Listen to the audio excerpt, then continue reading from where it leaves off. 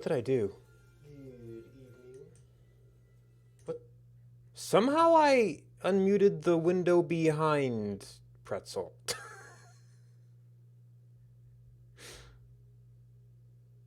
Okay.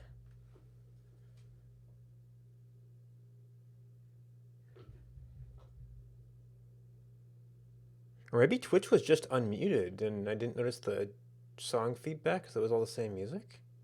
Huh.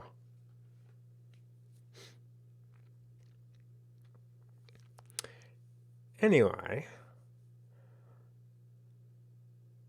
I got a list of attributes and broke it down to a list of sections, but I'm unclear how to progress further.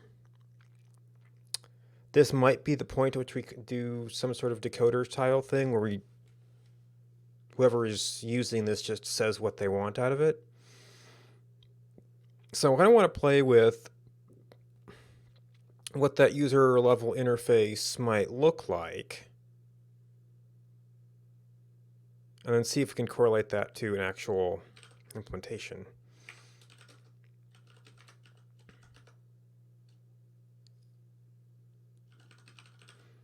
Is it an actual decoder? I don't know.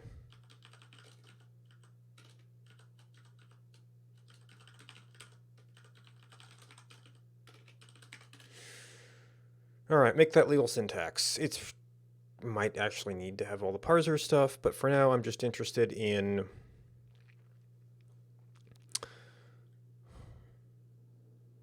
what would it look like to have... Gosh, what am I even getting out of here? I mean, I want points and lines. So this actually wouldn't be in this module.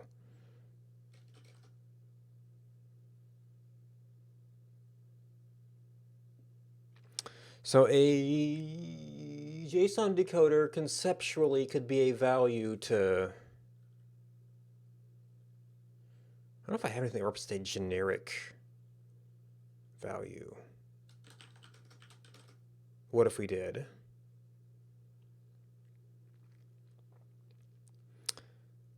A point is actually going to represent some sort of data structure, probably. Actually, point is float float.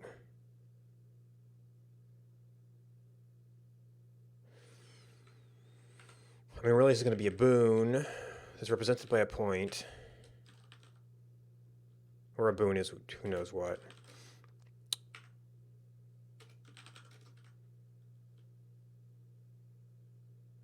I have to figure out how this translates. I have to remember how this translates into passing value to the... Well, I guess it returns a function that takes the value at the very end is what that comes down to. And I'm actually not sure where these are. Was it objects or entities that were the visible ones? Oop.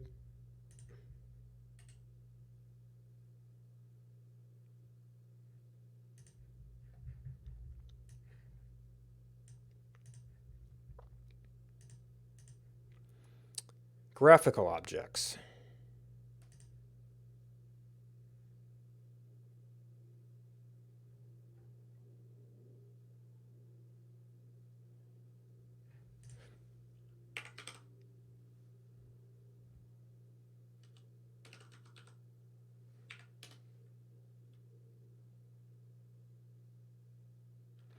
Entity type.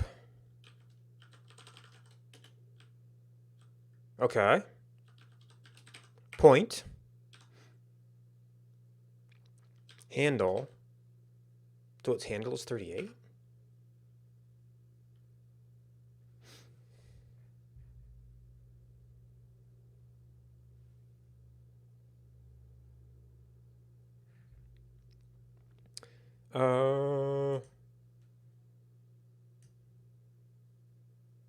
Okay, and then that's just the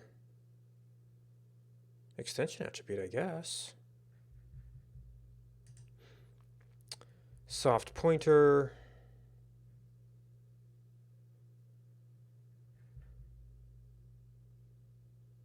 .100 isn't listed here. Oh, they're not necessarily in that order. Subclass marker.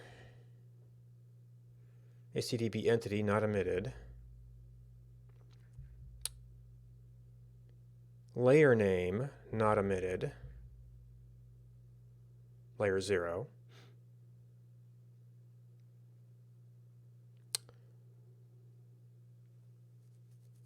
Subclass marker point. So I guess entities have layers, and then point has 10, 20, 30. And then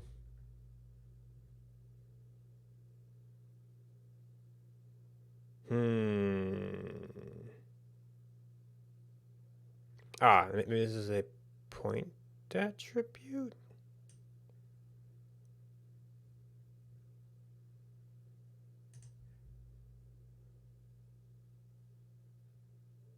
So class marker point. We have the generic code stuff. Maybe that's kind of a generic, considered kind of a generic feature.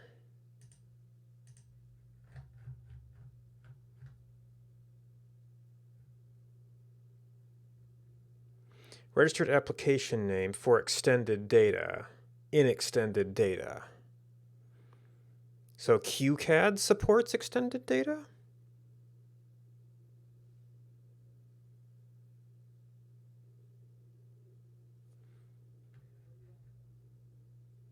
Oh, and then I guess I might need to see how multiple attributes appear in here.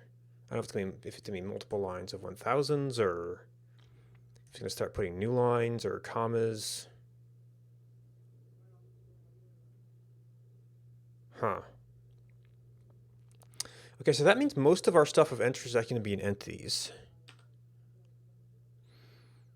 So we could say section entities, or we could say entities, because there's kind of going to be specific things that appear in specific sections.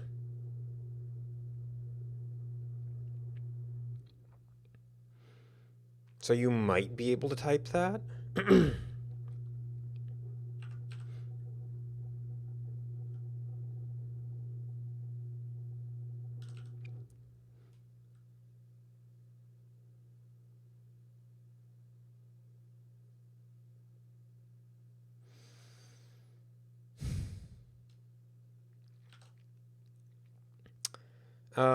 And then in entities, what?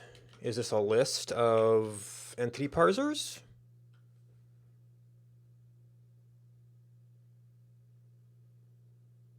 Well, so in the standard decoder, if you're sort of building up the structure you want out, entities is sort of like the path to get there. And the structure is often similar enough you can kind of move on down. If this is a single boon, does that mean we're already in the entities section?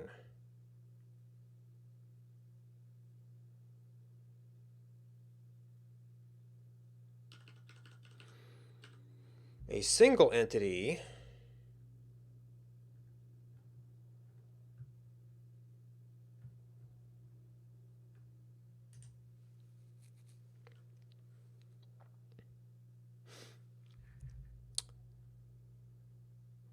well, we'd sort of know that it was what type it was. We'd almost have to do some direction as far as if it's a point, we need to do this. If it's a line, we need to do that.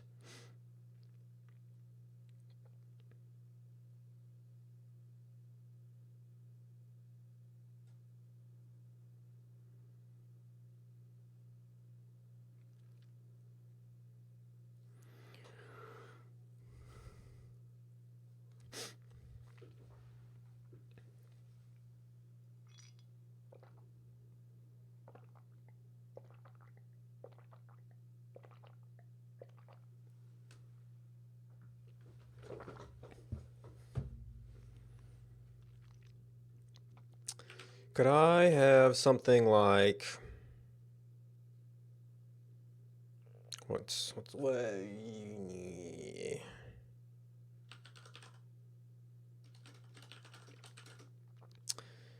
to what even is this? It's going to be some sort of layout, I guess.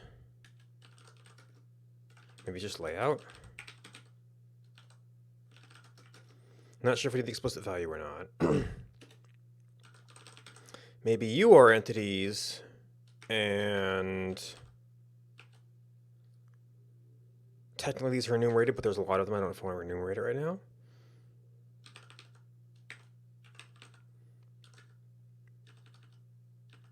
And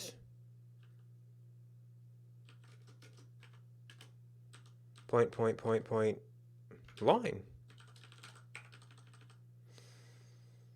Now, this is just going to be some kind of edge for our purposes, because we actually have to assemble these by the layer they're in.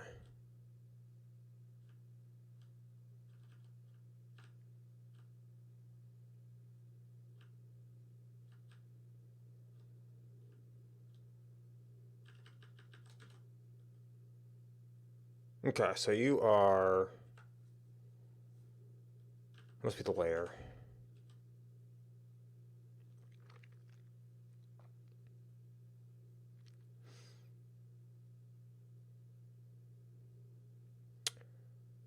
At this level, collating that's going to be kind of hard. That might be a second level thing.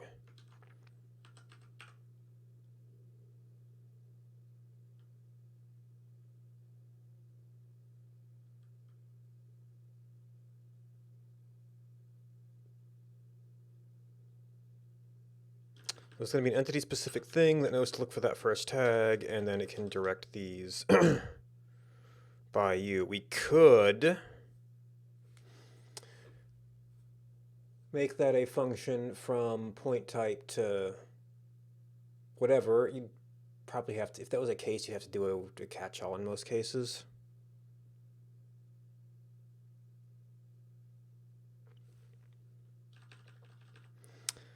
So given that we have a point object,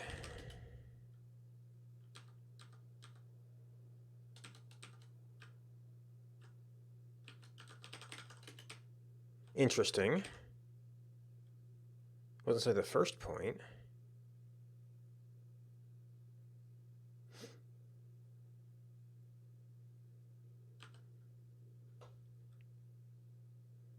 I don't know if we can assume this is an entity parser.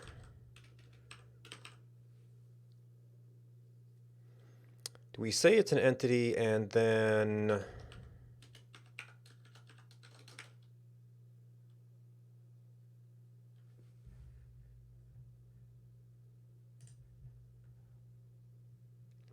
entity type handle? I don't know if we care about handle.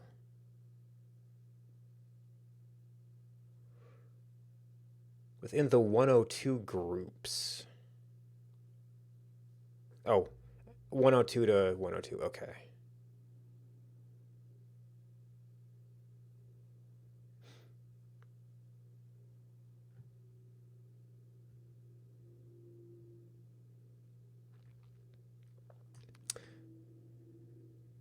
I don't know what block records are.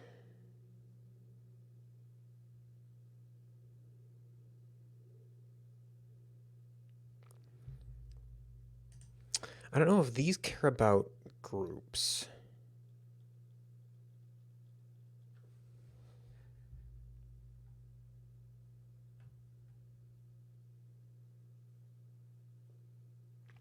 Yeah, this kind of just goes down to point.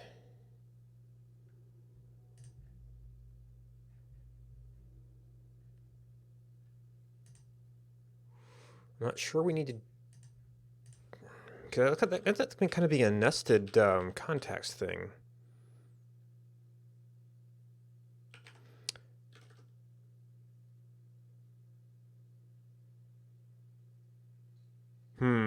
That says we're interested in this value. You see, in a decoder style, we would do map boon to this specific thing, which would be like float. Well, technically it was, they would be field. And in this case, their fields can be kind of numbers. And you'd have a type. And you do that for your 3 coordinates. And we'll need to get tags and things too. We're not guaranteed to get any of these attributes in any order. In JSON or something, you can just kind of go in and pull it in. This is a function pass-through style that is going to have to take these one by one. Well, it has been converted to a list at this point. We need to be mindful of when the terminator comes, and we can no longer do that. So you could search the entire list.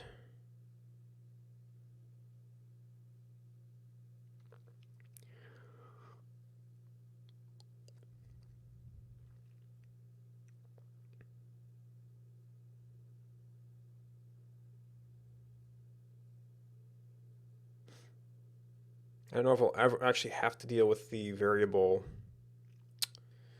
count of things. So if it's variable, then 10, I don't know how we specified x.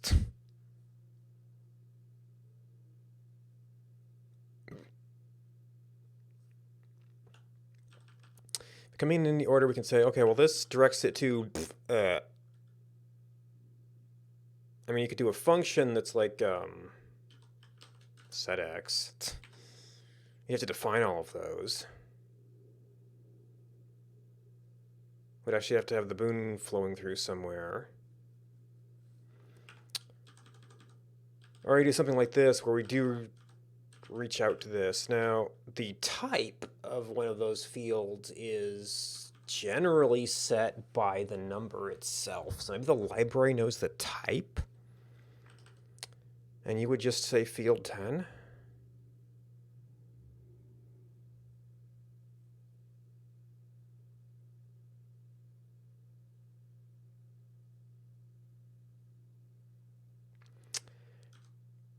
Now you see this, by specifying this function, we specify the type of that expression. Even though we can know that that 10 means float in the parser,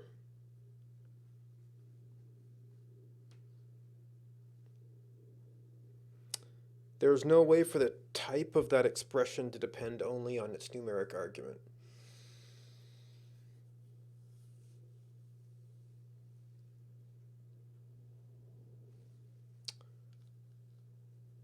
So in order to use the type information from the numbers, we'd almost have to have it say, okay, if we do something more like that, and then this thing can verify that it got a valid number.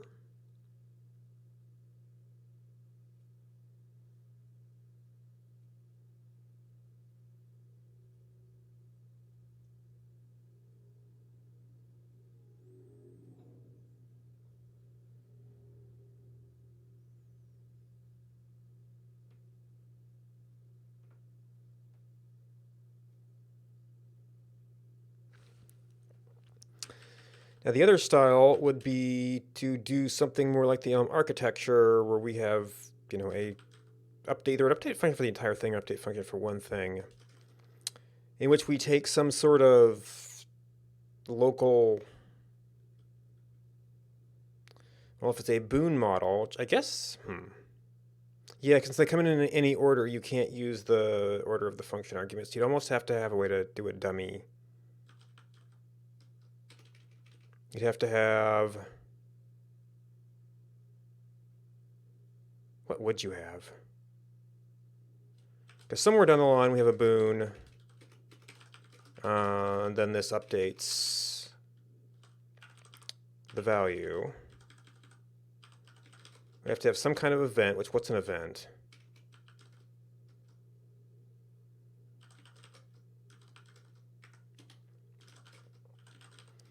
And you do case event of, if it's 10, then boon or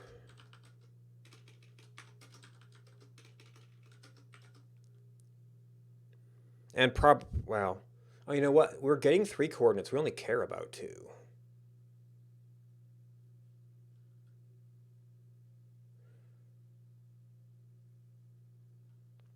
And I guess really we'd have to be somehow breaking this down.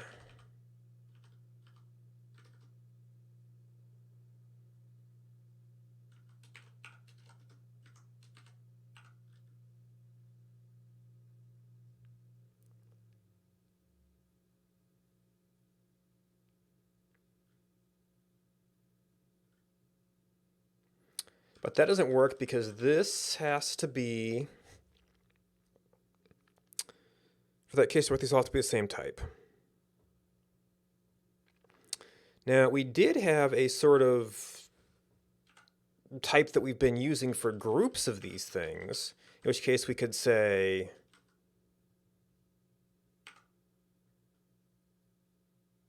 that is that value type, and those got compressed a little bit, but they're still associated with it. They're still determined by this. Now, this gives you no validation that this is the correct type for this. I guess since we're only matching it with this thing, then these things are always going to need a fail case. And if we did this in a way that we knew we were doing like an entity section or something, then maybe the library could be handling when an entity ends.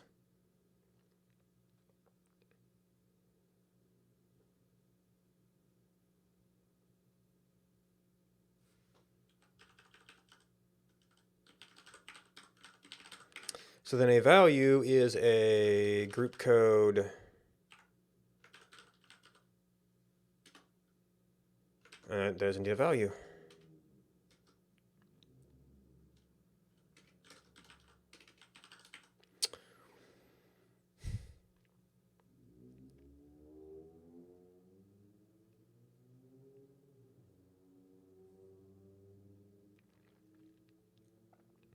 Now, I guess I don't have to do that as a tuple. It could be 2 arguments, but I think the way we're typically going to use it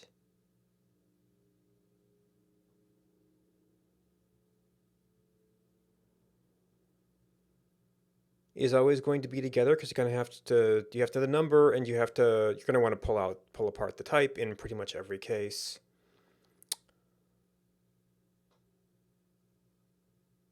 We could have a wrapper besides a tuple around it.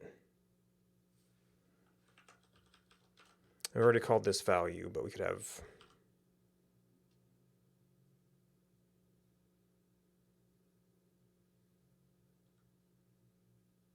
I'm not sure if they have a name for these. Of course, I would have.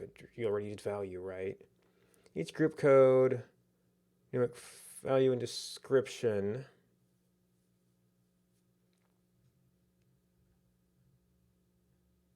Group code values.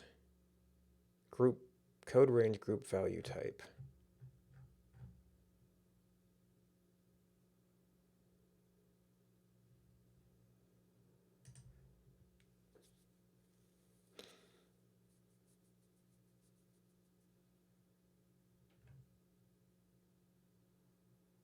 Its default value.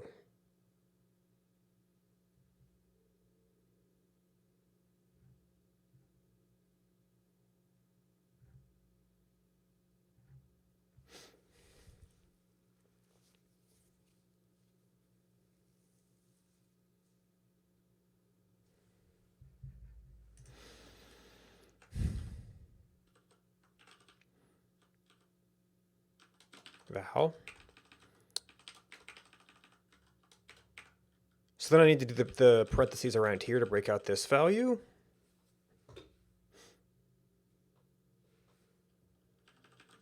So then you'd be like, well, just val even. Because that would kind of imply everything in there. And that would be a singular definition that just had 2 parts in it. So it would basically be a specialized tuple. Yeah, and I just have to type val everywhere.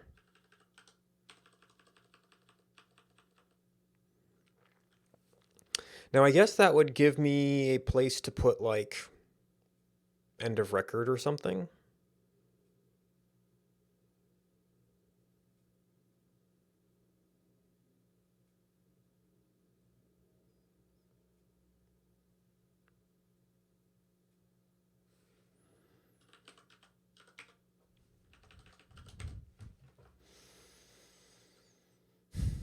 And I can almost just reduce this to like float or something.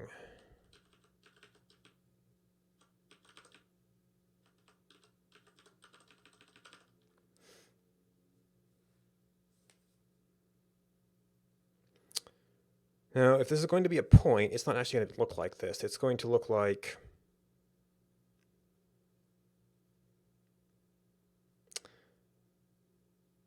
Well, now it gets ugly.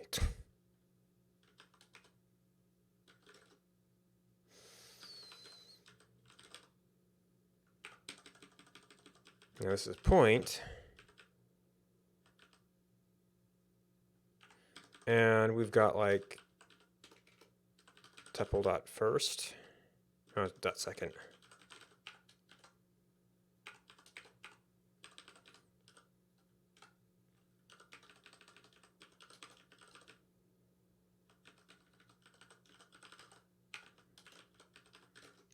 So that's a little bit awkward. If we assume coordinates are in order, we could skip the y on the 1.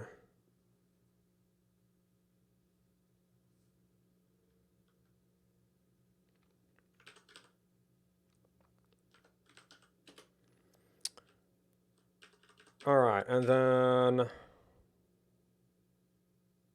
So that is actually string format. At the lower level, that's just extension data.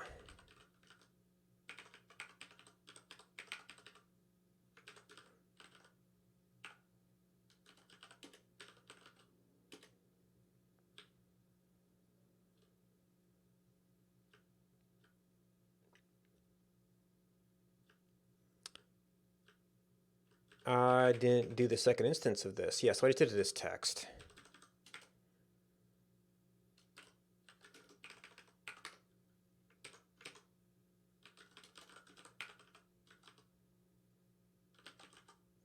I don't know if it's tag or tag, so we're going to have to do a test for that.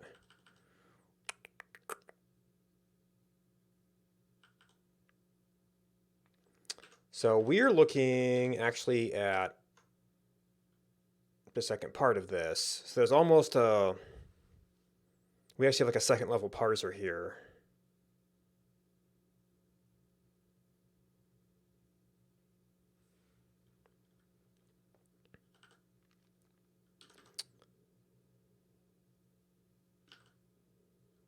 Which is going to be like our boon ID.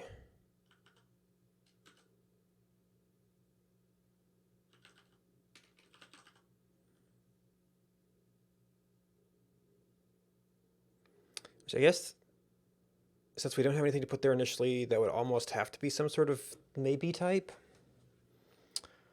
Do we even have a string split?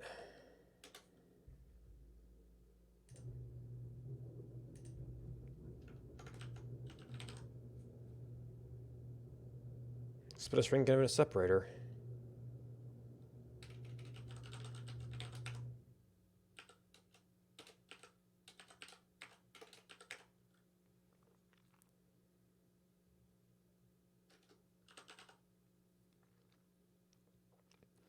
Now,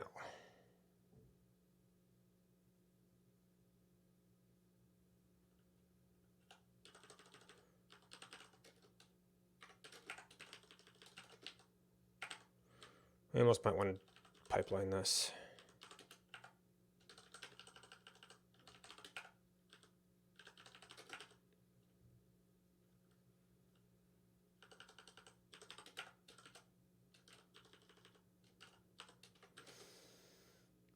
And list dot drop 1 and list dot heads. We're gonna have to assume that that's a maybe. And I guess I could with default it, but technically it might not end up with the tag. This is not a format that's going to be very strong on guarantees. So that's one problem with it. This is going to be kind of easy to implement.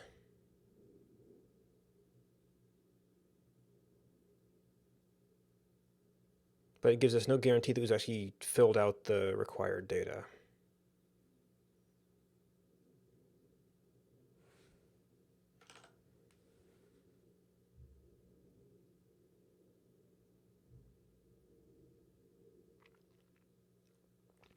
I keep wondering if there's some way I can do a format a little bit more like this,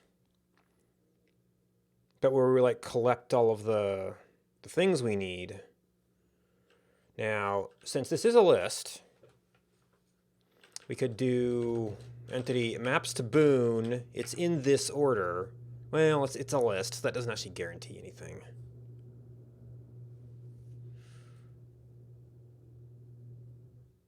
It's like you could take that and apply the results in order, but it would be a runtime error if the list was the wrong size.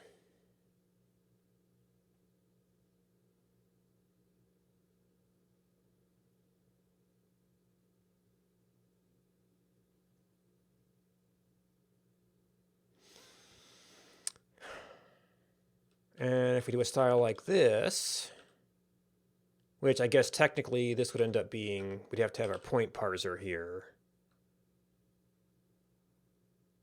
It's going to be point and tag. Which I guess if you did the subparsers for that, there you go.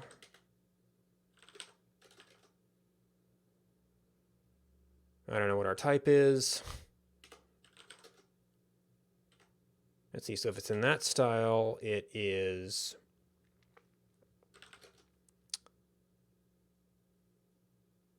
this is just a tuple. I guess if we define point as an alias to tuple, that doesn't really give us a constructor. I might still be able to do that. No.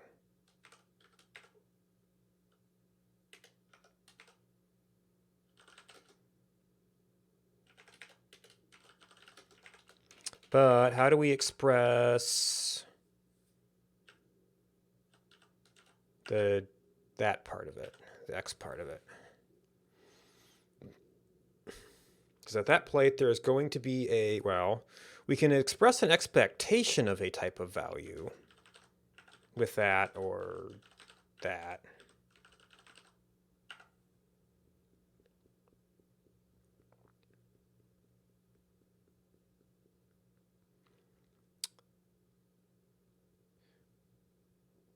No, actually, if we have this kind of thing, I'd have to have a specific function that did that type of thing. And we'd have to define all of those as what? Well, in the case of X, it's a float.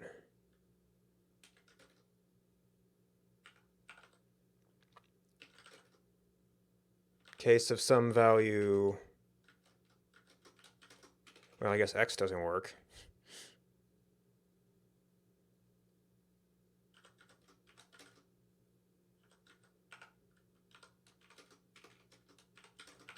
Would this be like a succeed or a fail?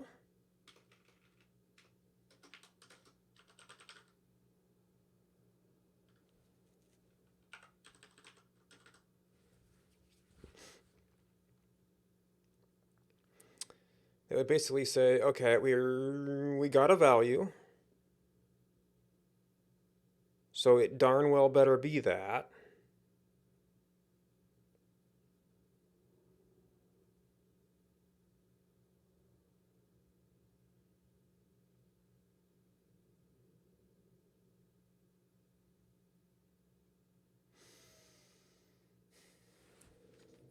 I mean, like a JSON decoder has to work somewhat the same way, right? Now, we ask for a float, and if it doesn't parse as a float, then you've got a problem.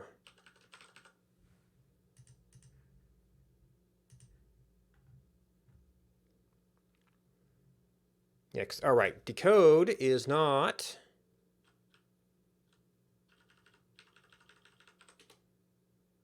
it is value to result, or, well, value of A.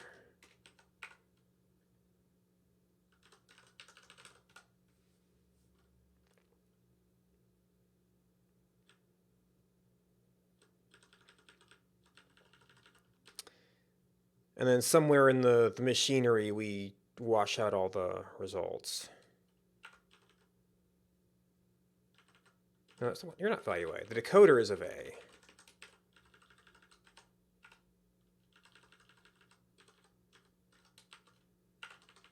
So you just would be a value. And you would be a result of some error type. And G would be specifically of a float.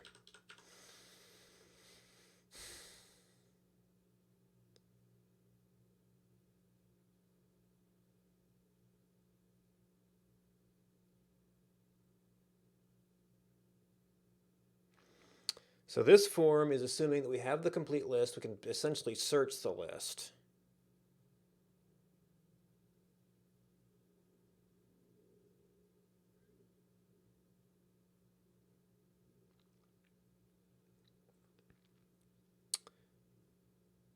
I don't know if that handles certain cases of order dependence.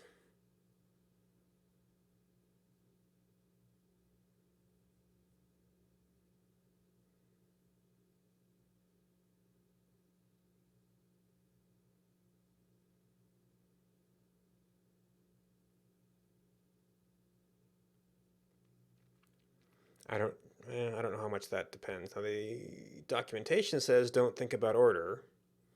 It definitely seems to have a consistent order to it.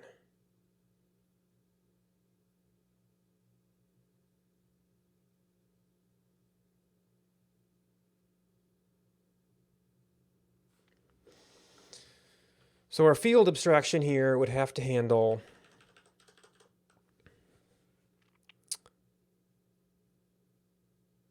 go search the list of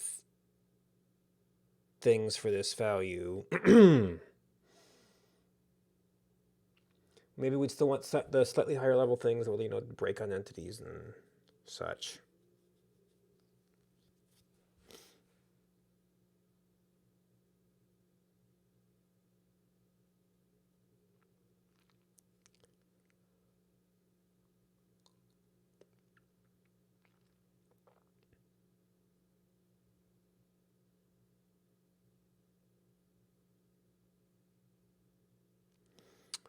Now, I'm not sure I gain much by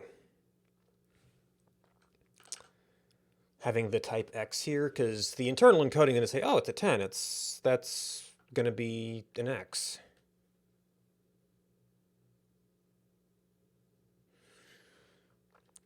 So we could almost just fall back to a float there.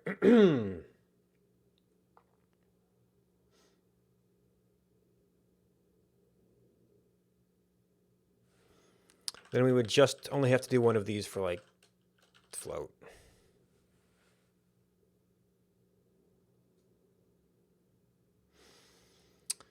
Now we cannot actually do this as the parser is running.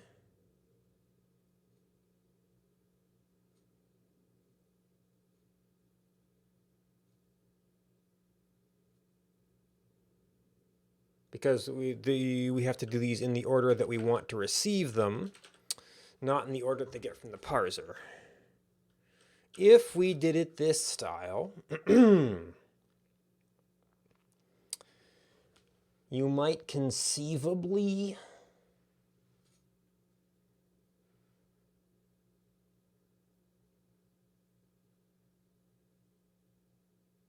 be able to make it run inline with the parser with some fancy footwork to say, okay, read a value, or read a number. No, that would be something more like this. So we could read a number, and then we could direct it to where it goes. And then this would still be able to tell us how to parse it. Well, right. So if we walk it back to simpler types, I mean, I guess this only requires matching if we fully expose the type. But we end up with a lot of this like model update stuff.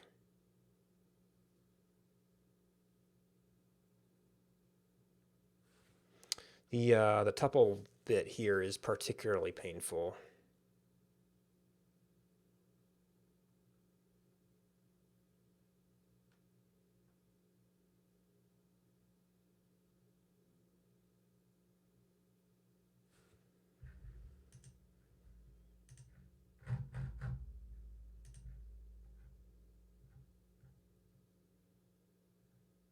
I can transform it.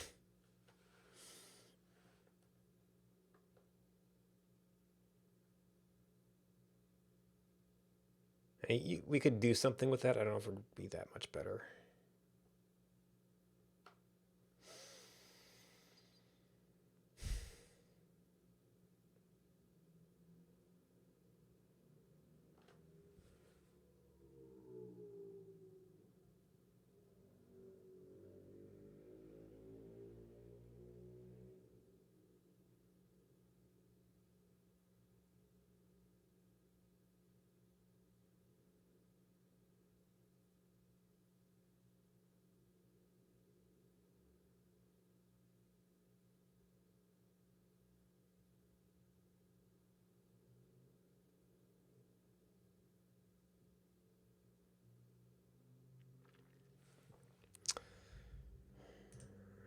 This still has a directness to it. It's not Elm style.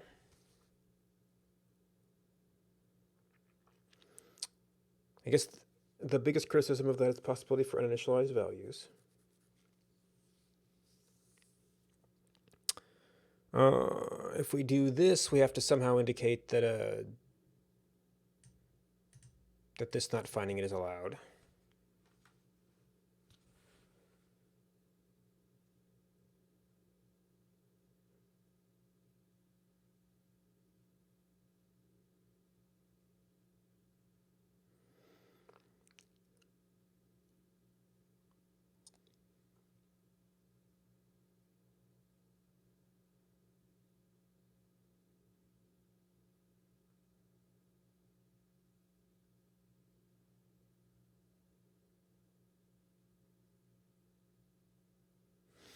The other layout module.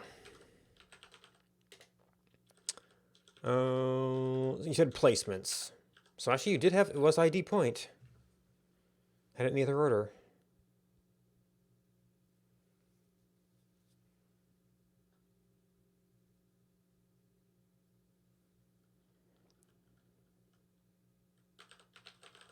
Then you had layout decoder.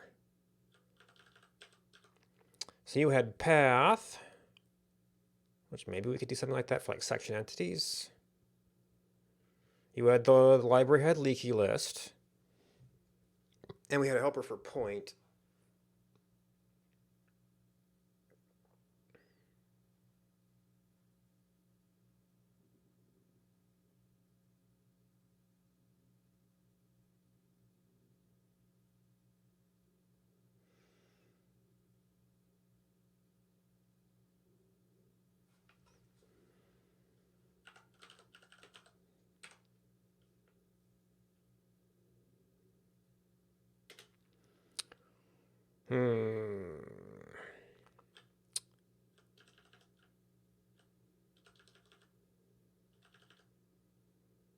So float is simpler. That would essentially mean what?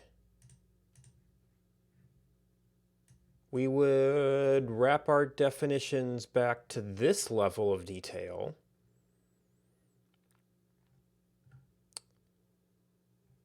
Do I do any additional decoding? I think I might do a little bit of additional decoding in some cases.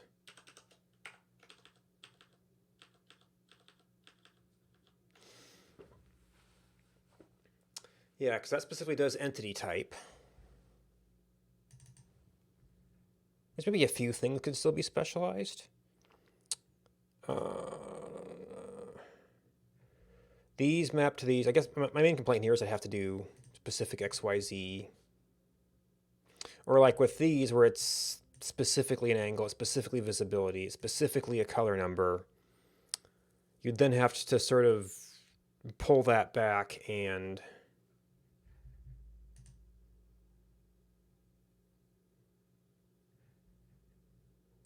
have a thing that pulls this out and says, hey, did it match? Did it match? Did it match?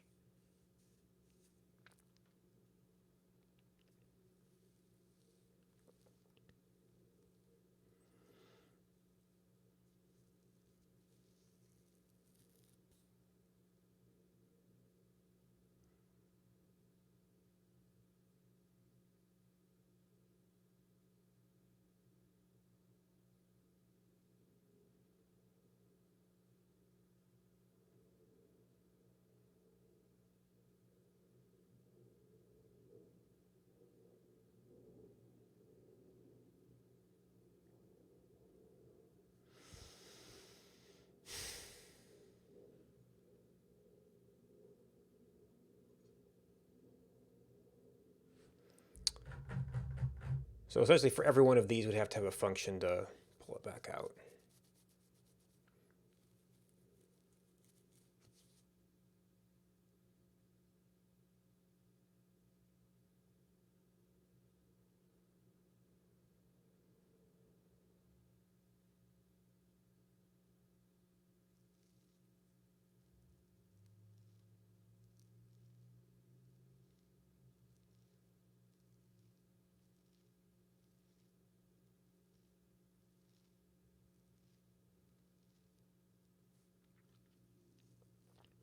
Now, I suppose some of these could actually be further translated in the future, so maybe that would be long-term good. And for now, I only have to define the functions I'm going to use.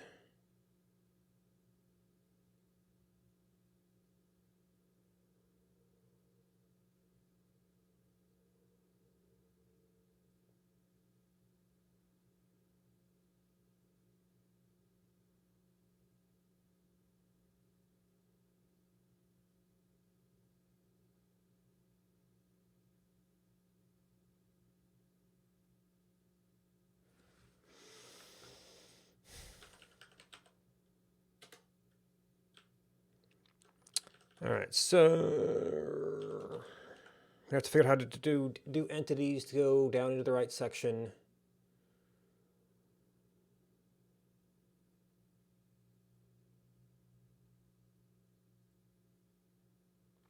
Oh.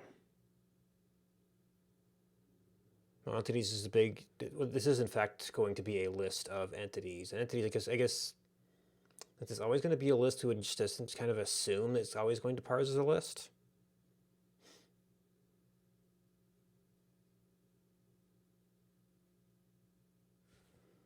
And it could be treated as a map, which could just be it's just going to be a list of something. Now this is a boon and an edge.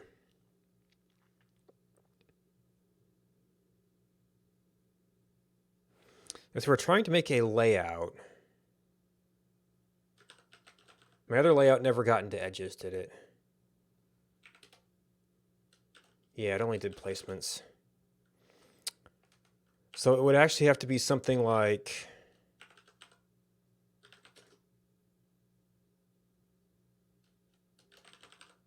and this is composed of entities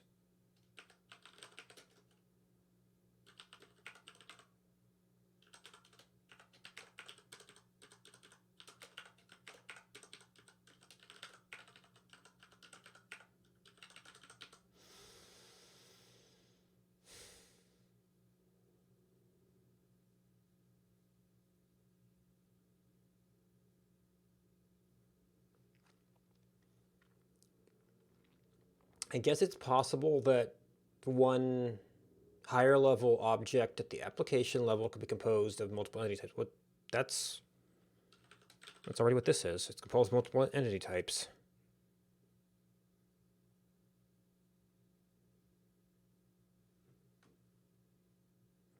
giving it the list has a certain efficiency to it. And you can just go down the list and say, oh, okay, here's this one. Is it something we know? Here's this one. Is this something we know? Is this something we know?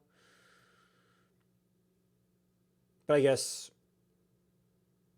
we're just flipping the order of iteration.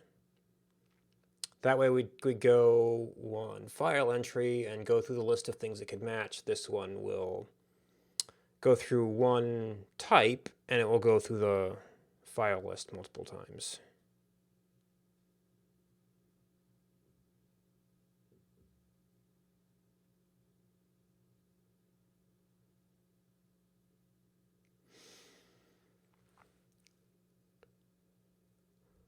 Or you actually want to group you by layer first. Something has to do that.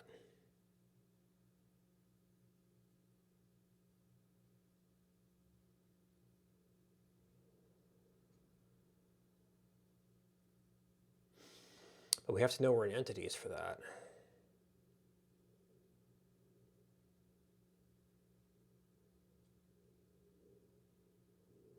So maybe entities doesn't take a type. But we know entities are going to have tagged things.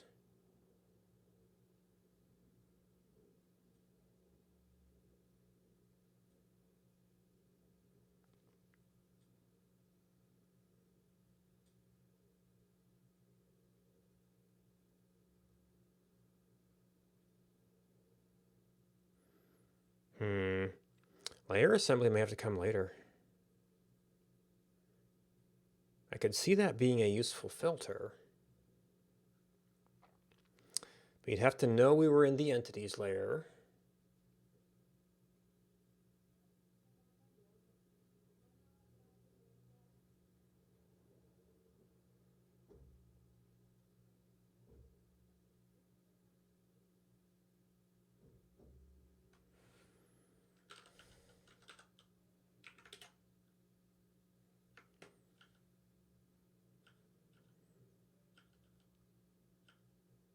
I guess it's the lines that got into layers. And not all of them got tagged in there, apparently.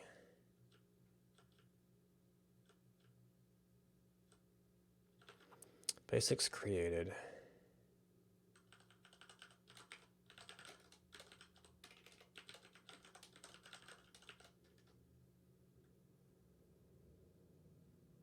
No, we need to group these by layers, not we're filtering out a certain layer.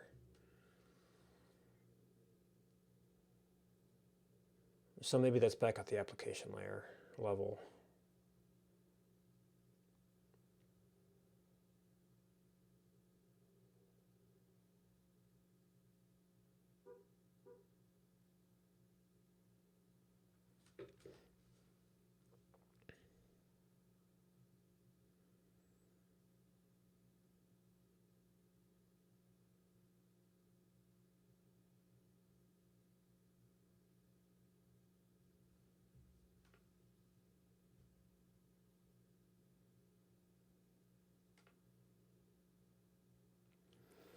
So layout would be an entire file.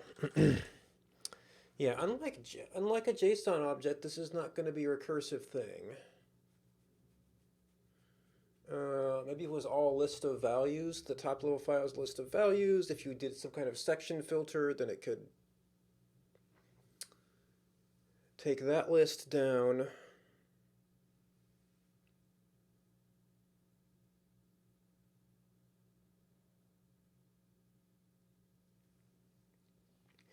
An entity is going to be from one entity tag to the next entity tag, which is going to be a little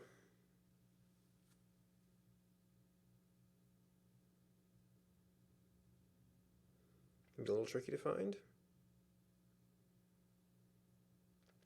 Oh, you know what? You know what? I'm completely throwing out the group code right now.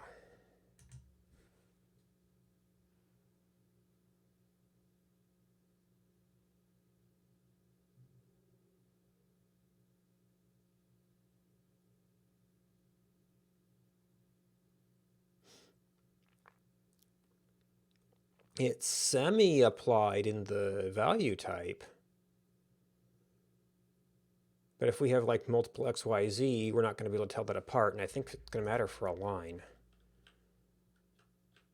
Yeah, 10, 20, 30, 11, 21, 31.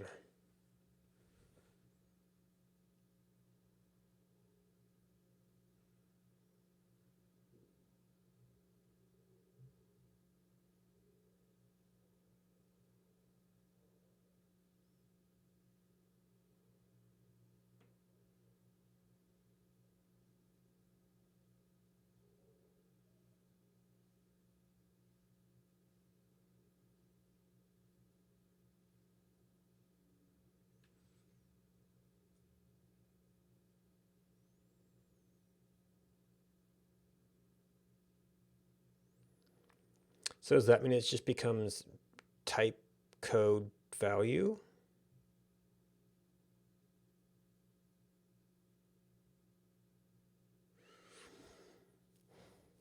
If we're doing things like this, we don't want to be doing value dependent pulling of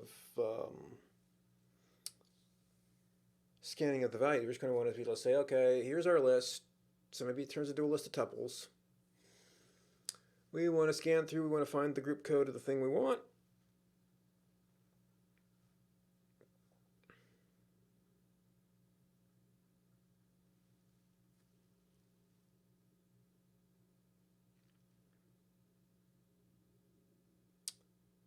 Or could we come up with some sort of helper that would deal with the type problem?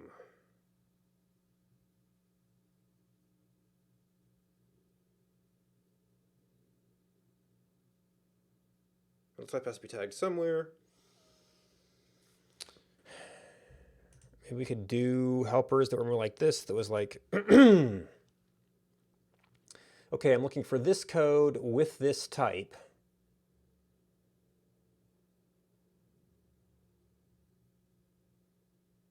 If we case match that, then we return it, else we do the next one.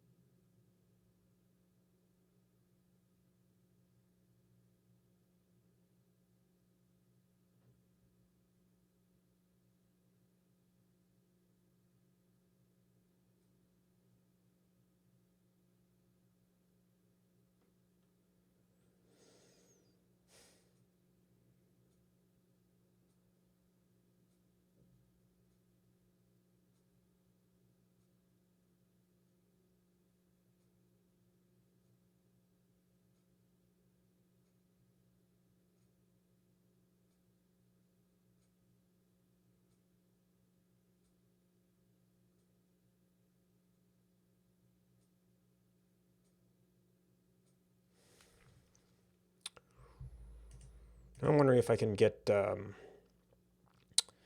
Parser could like break down entities or something, although getting those barriers, because the problem is one of the entity terminators is going to be the section terminator. So as you're reading entities, you would read the section terminator, and then you would have read it, so the section area can't read that. I guess if you're in the entities section, you just read entities until you're done, and then you assume that it finished on NSEC.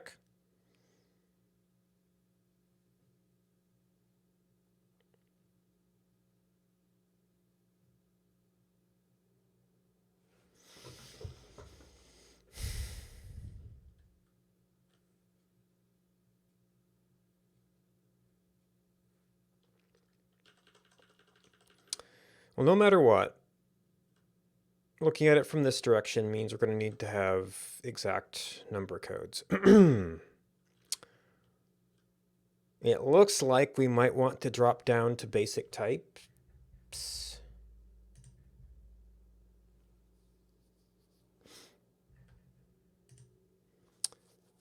Instead of tagging things more deeply.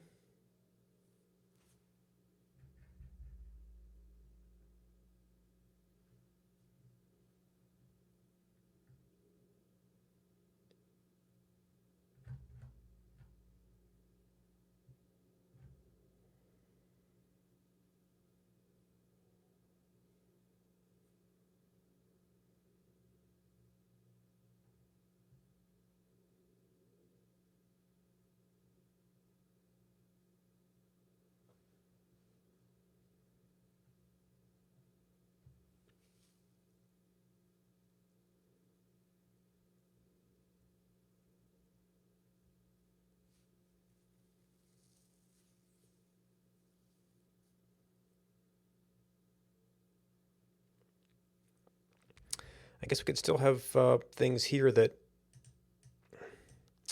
did further type specification, but those wouldn't be anyway tied to the number.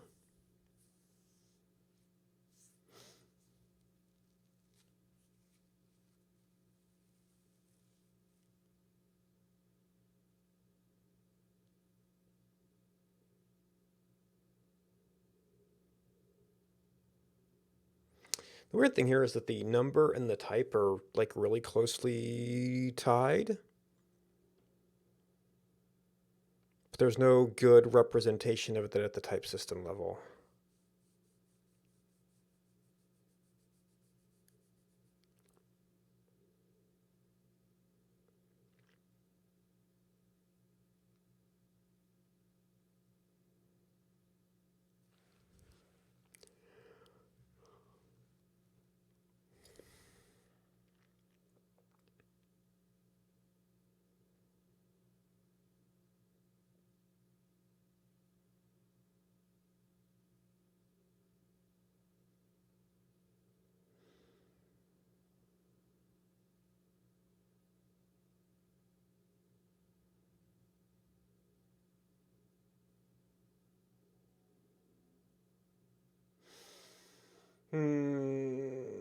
So we have to keep around our numbers.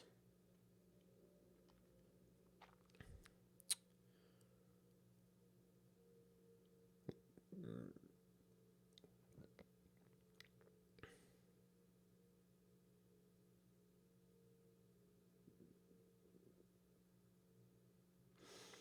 have to figure out what level we want to put that in the parser relative to what we're testing, because there's probably a decent place for the existing. Oh, well, there, take a number, get the value, but then we have to put it together with the number again. I have to see if that matches up with the function I'm testing, in which case I have to go change all the test values.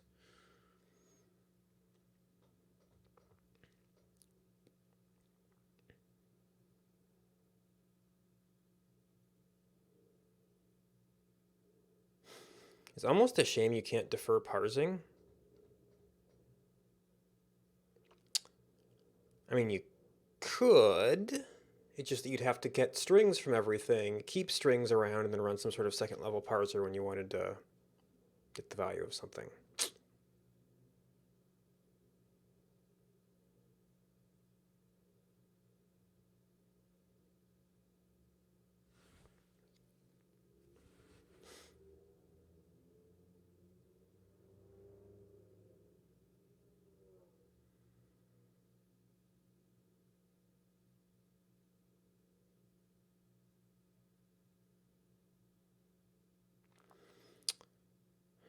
If I did put the code into every entry, then you'd have a single case match as you were searching through for things.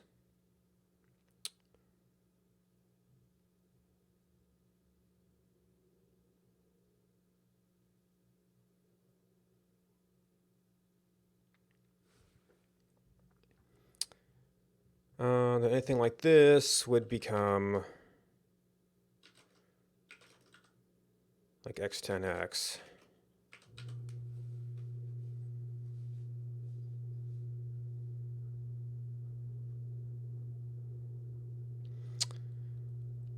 we have to add a field to every single one of those values. That actually all represents the same thing. And you couldn't do generic ID searches.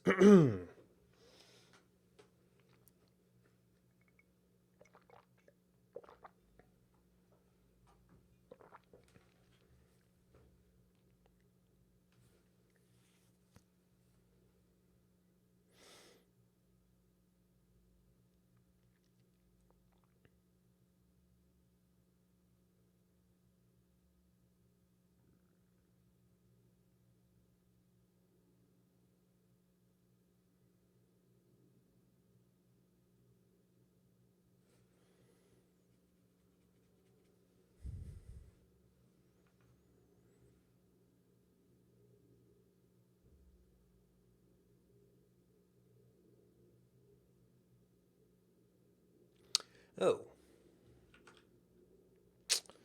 If this kind of thing is searching a list for something, well, I guess it's still going to have to be a result. So the result could be field not found.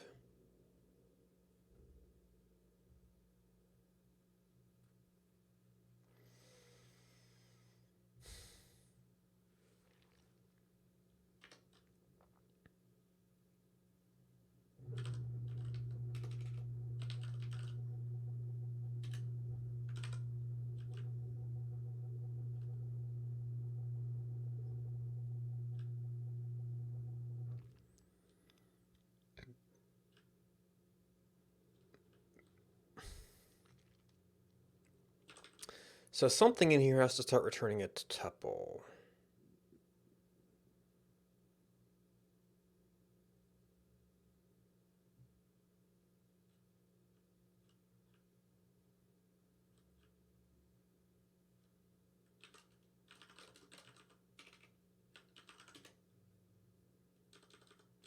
It might, in fact, have to go that far.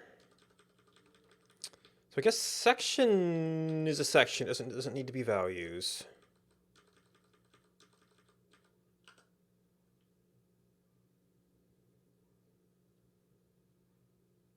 Anywhere we're dealing with arbitrary values, we have to have both.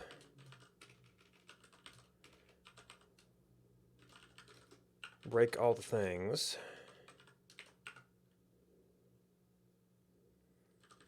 Now, where do we use section?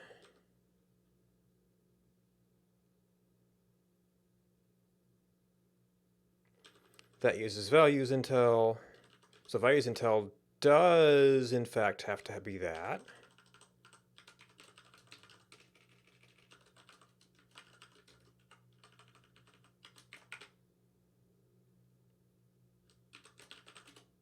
Yeah. And I'm wondering if I want that tuple to be an alias type.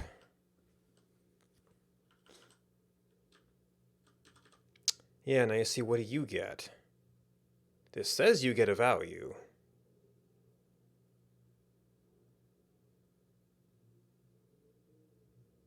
Oh, this is your Intel value.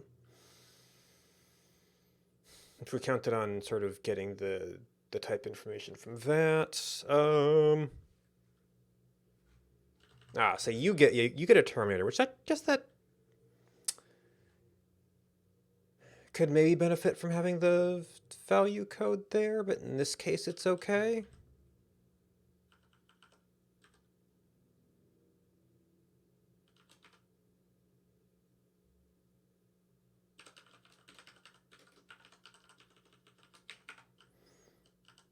Yeah, this is where it gets ugly.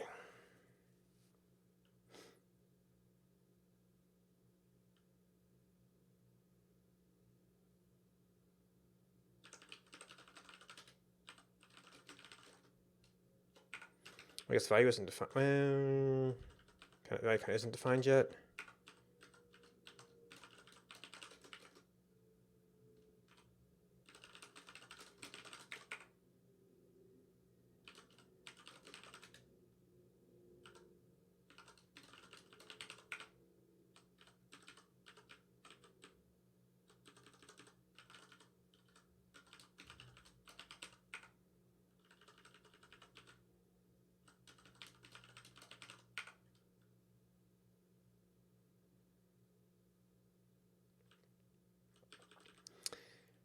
Yeah.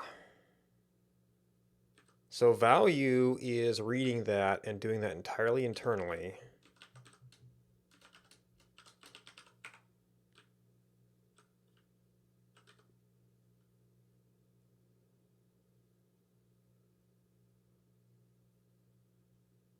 There's another value.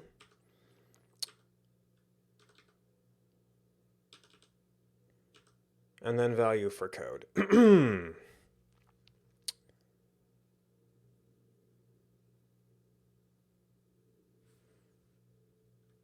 So this actually has to turn kind of into, well, I guess this would be code pair.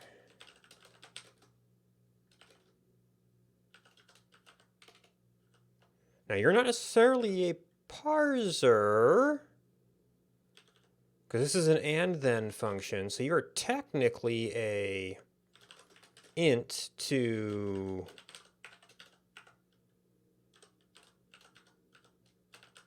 you're a parser though.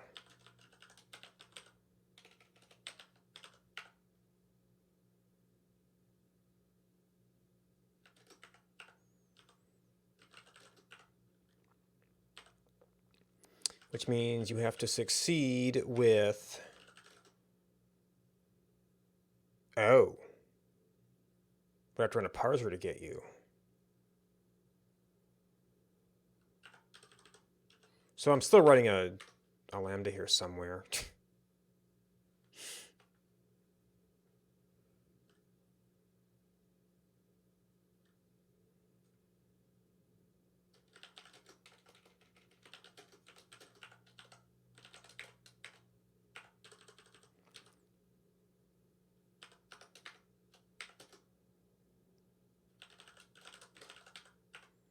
No, I'm just calling this with code, though.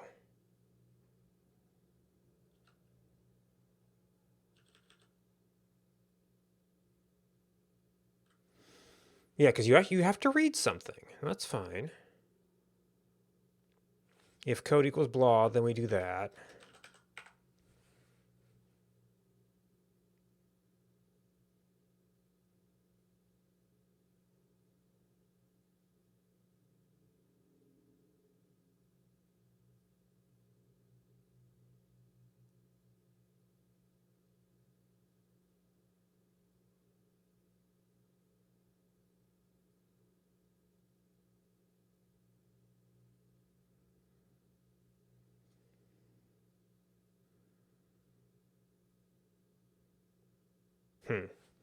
How is succeed different from map?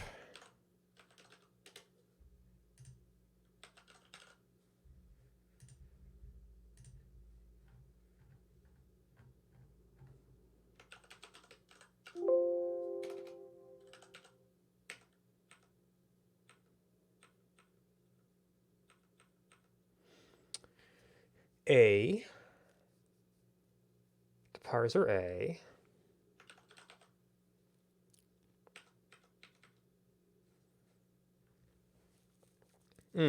now you're specifically, so it has to do with the way this operator works, because this would just be map this onto parser, and it's supposed to be doing something that passes that through.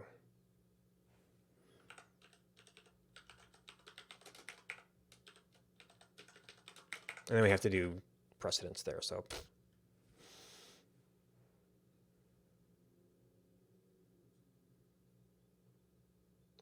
Meh.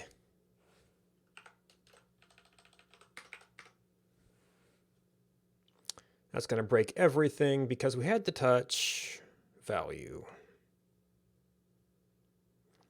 Because that is the only place where we actually have our code to stick it into our code pair.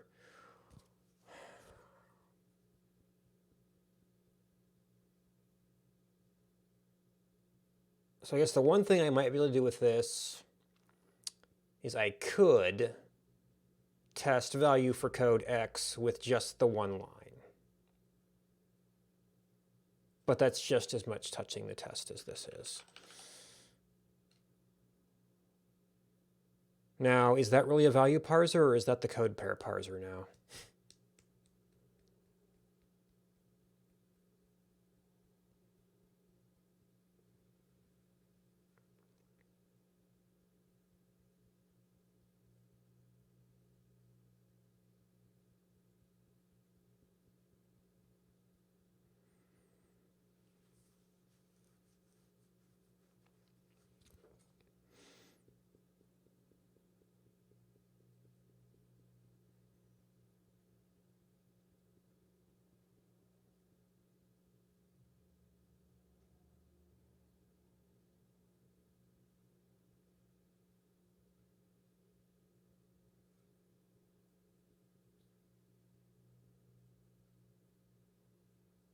Do we even have a value parser anymore?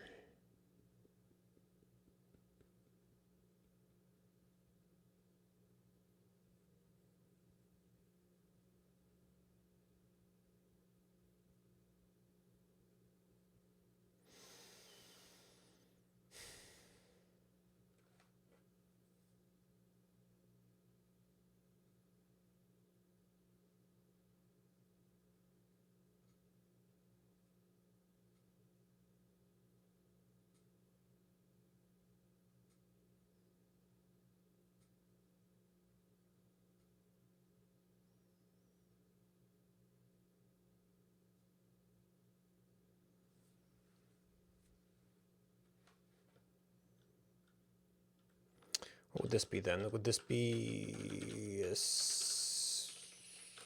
Well, this also gets the value.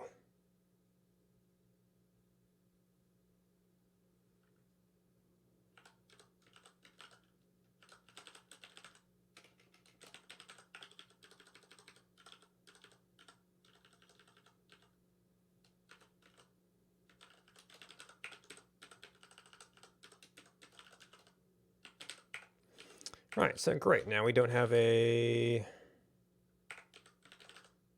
lowercase value. And because I didn't use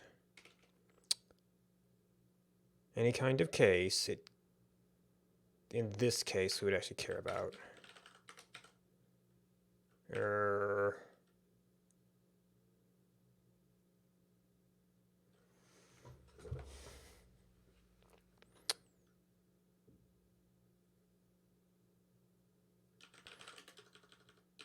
Okay, so we definitely care about whole word, at least.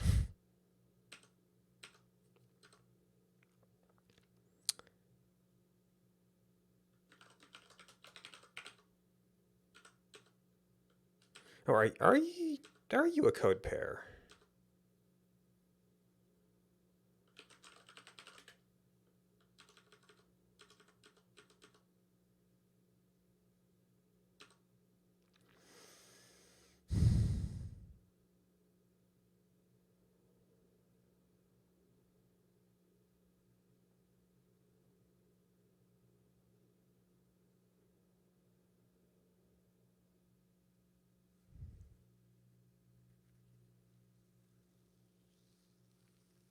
You kind of aren't?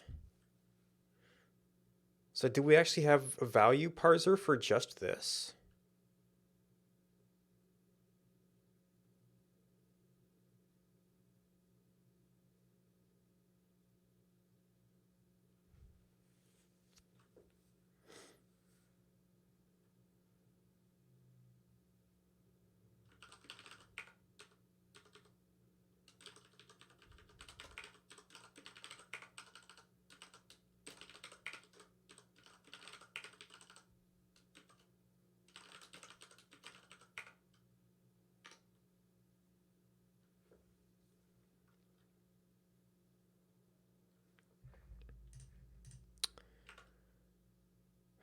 Oh, maybe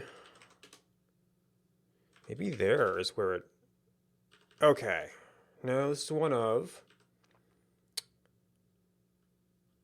That's values until code pair, code pair, code pair, code pair. Oh, this is where that matters.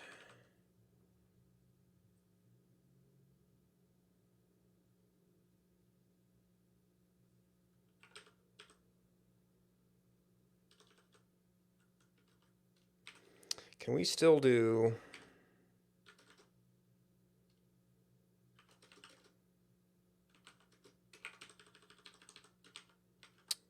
There's a way to do that for full function arguments.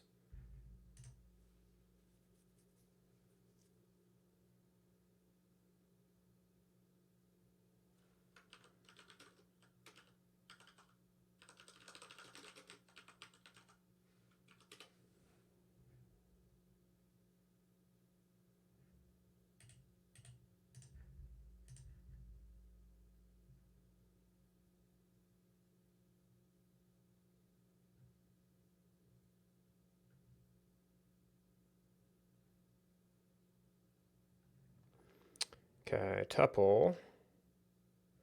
You see this can do that. Maybe you can't do it in anonymous functions.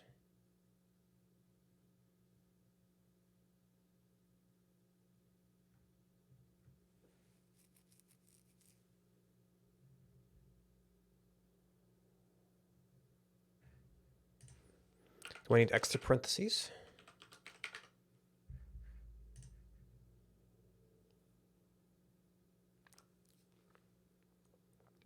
And now we're down to the tests, which are all wrong.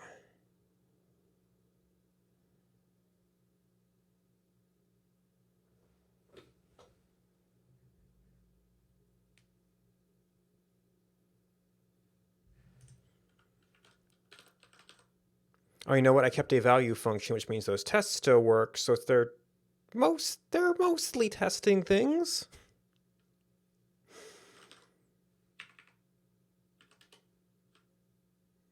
They end up testing the value translation.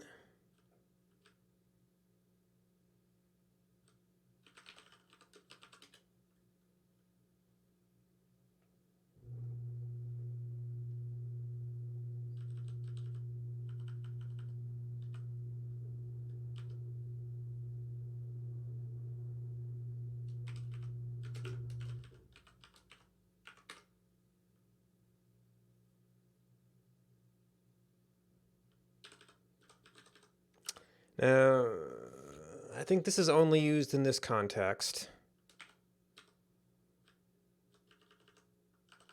So this is annoying as all heck.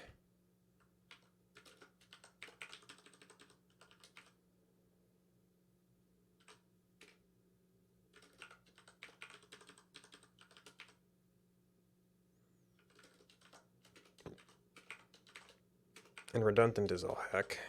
Did I got caps lock on?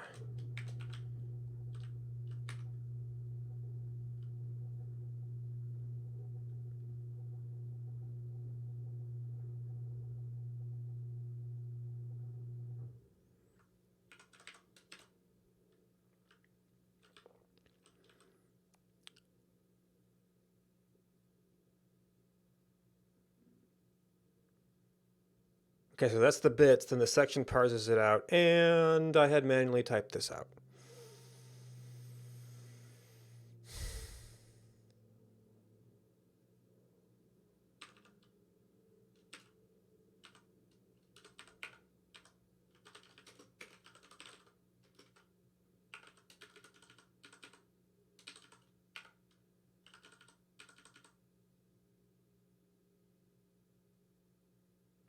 So the section's probably fine. It's you that are going to be annoying.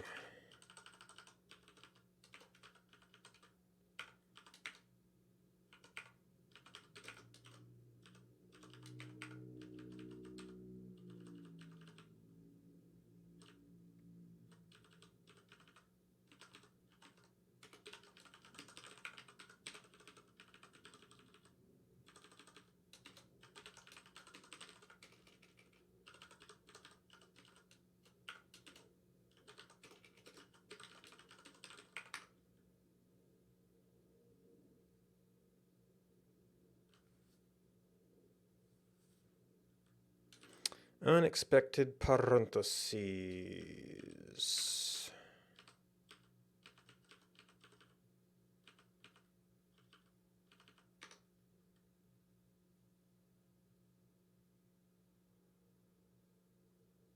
Okay, our tests aren't necessarily testing the thing we're using most of the time, but it works out when we go to pick up values here.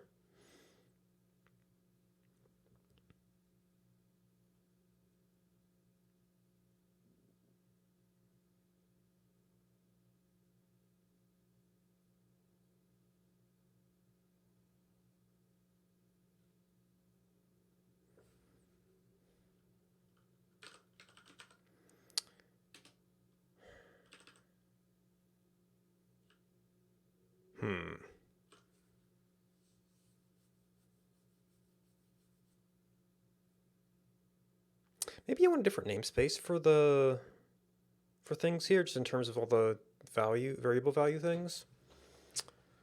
They're pretty much just going to parse that into the sections, and I keep wondering if I should be doing farther than that. So this is sort of like playground stuff.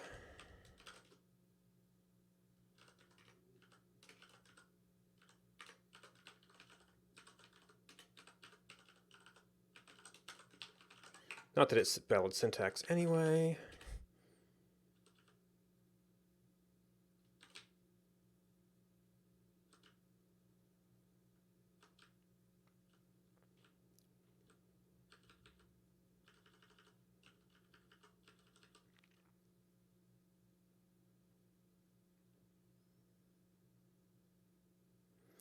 So I guess the example type stuff would move over to the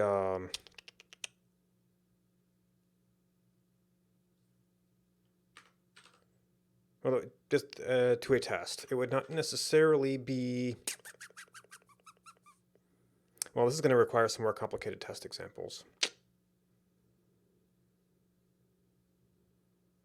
And the normal path. Well, I guess if we've got a parser value, and we're just saying DXF is a list section, then you could have a DXF decoder. Well, on one hand, I want to do more structure. On the other hand, if this was just list of code pairs, you could like have a thing that pulled out a section and gave you a list of code pairs, and pulled out an entity and gave you the list of code pairs in that. And all of those would be the same data type. So you could kind of keep that JSON value thing going.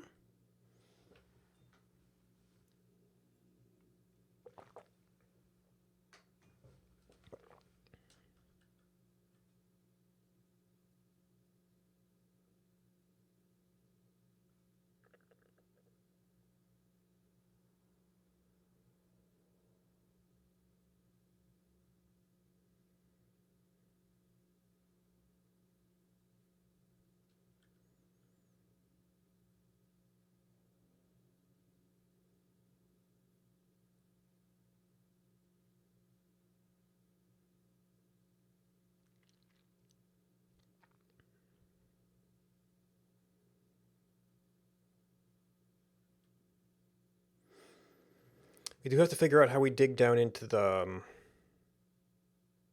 how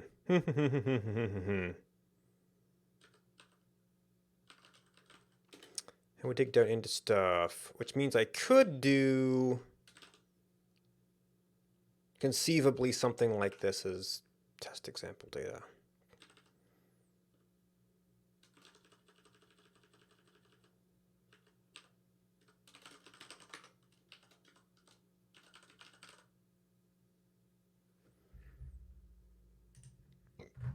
Your decode, technically. But we did decoder.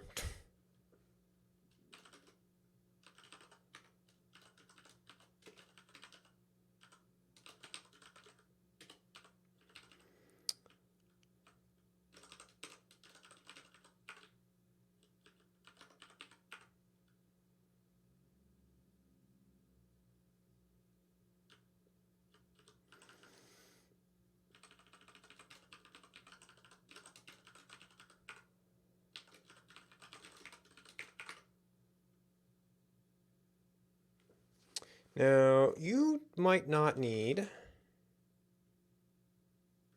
this.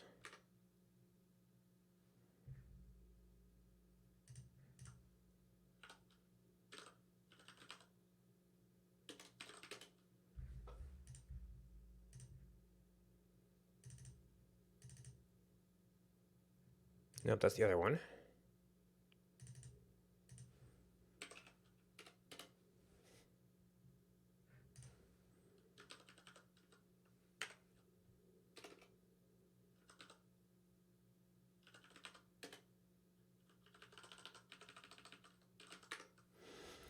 There are all kinds of syntax problems here. Yeah. Now, we can just grab this stuff from other file. This expects something to be defined, though.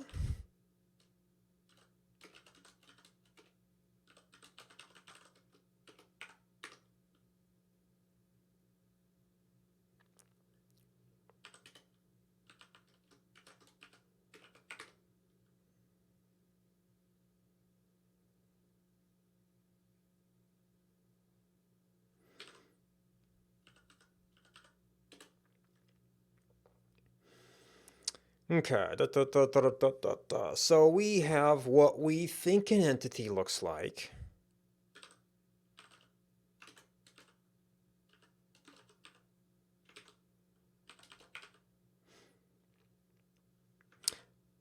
Or I could go get an actual entity. I have to do the parsing every time.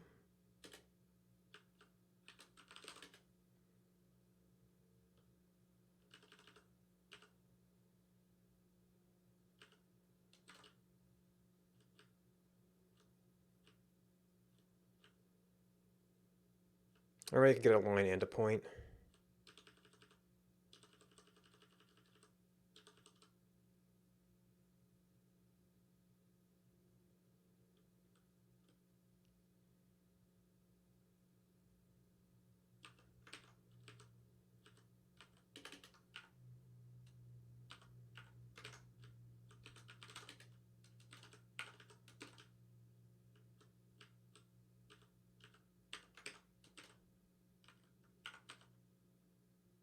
Now, not all these lines were in our layer here.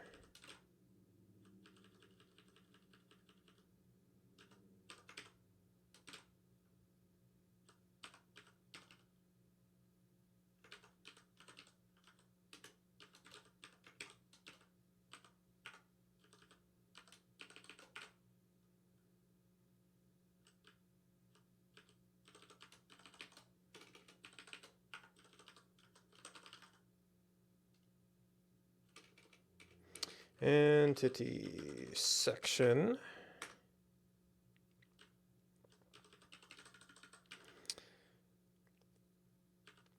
So let's see, so DXF.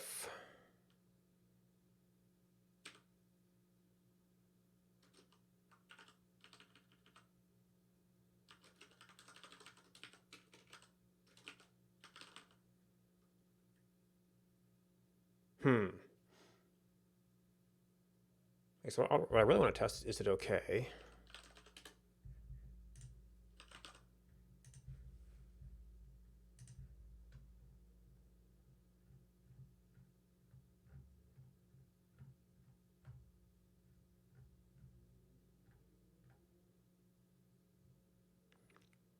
Okay, we have those.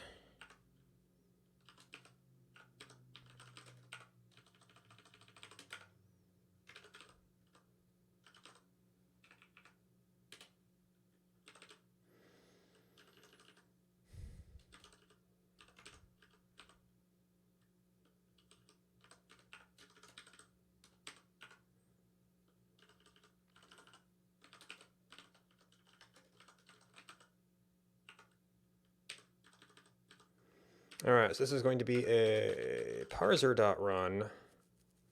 No, this is a parser advanced run.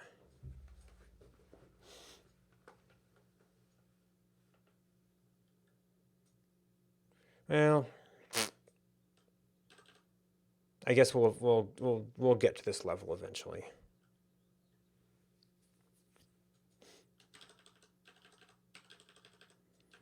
If that's wrong, we'll find out pretty quick.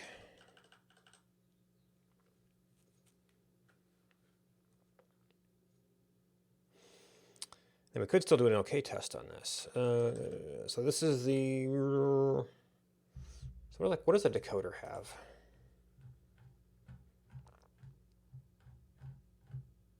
It has a decode string and a decode value.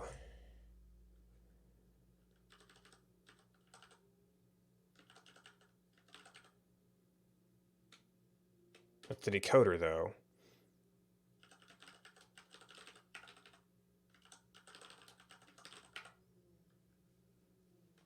Oh no, this is the decoder, which I guess we have to define an example decoder.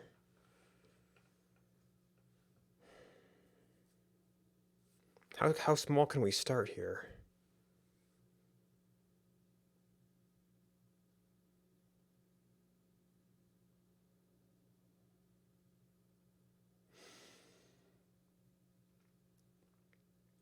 Some of it depends on knowing the context which it's going to run. If it's in entities, it's going to be running within the list. The context is essentially going to be the list of items.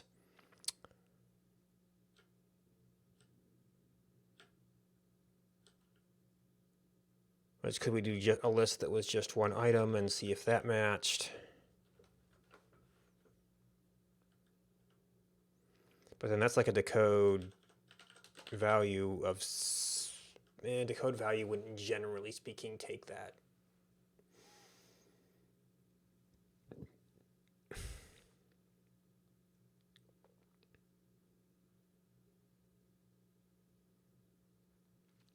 Not quite sure what to pass there.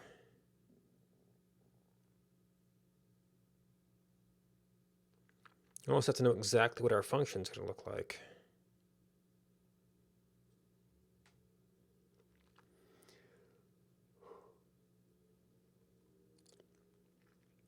We're going to have something. Which at our lowest level, what do we want? We said we want...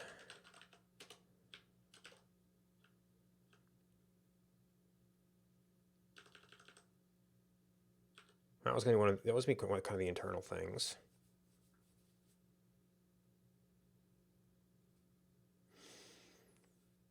Now let's say value. How do we want to do this? Well, finding an ID could probably be generic.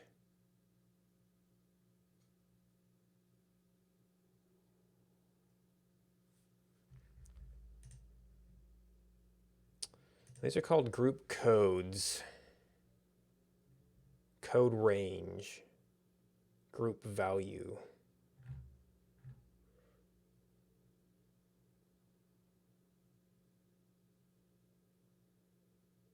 So is this called a group?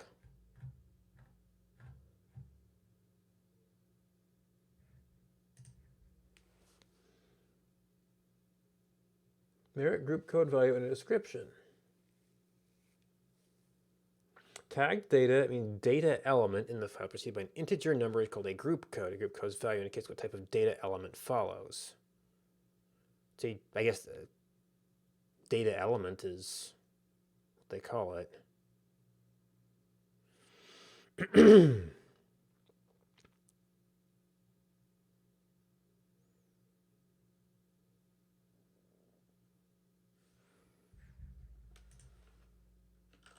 Maybe like code 10.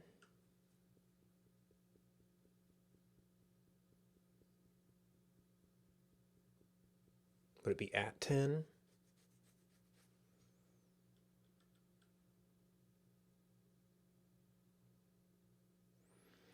And, well, right now we've got XYZ.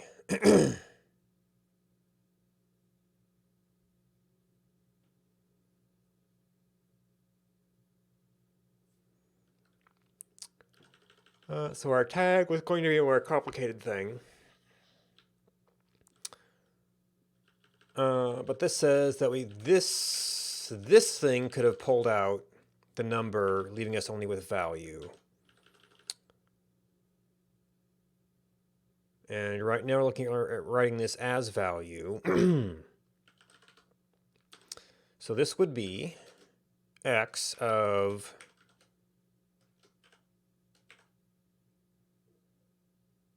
x0 should expect equal to OK0.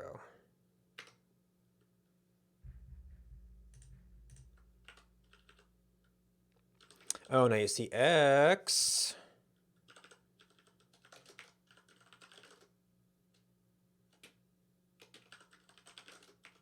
and maybe we have to like, you can't easily re-expose things from another package. I guess the way we do that, and I don't know if this works, is we take parser and then we say DXF Parser dot value, and we should probably just take this as parser. Have to revert to it a lot.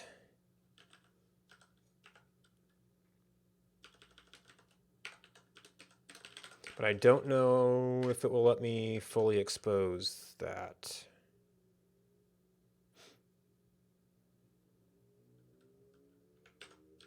All right, this is a type alias. Yeah, we can't get the parts.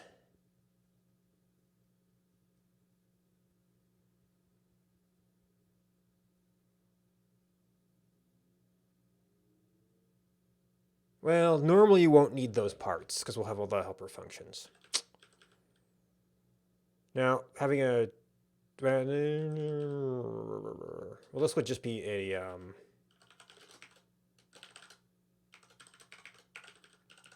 that would just be that here. Maybe the word value itself you'd kind of want to have re-exposed, but...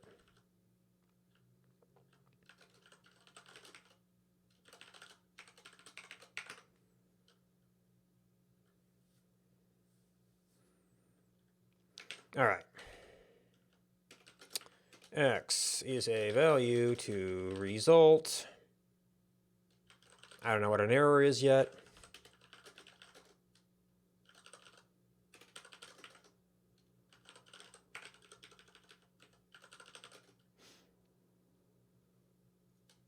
And an X is specifically going to be a float.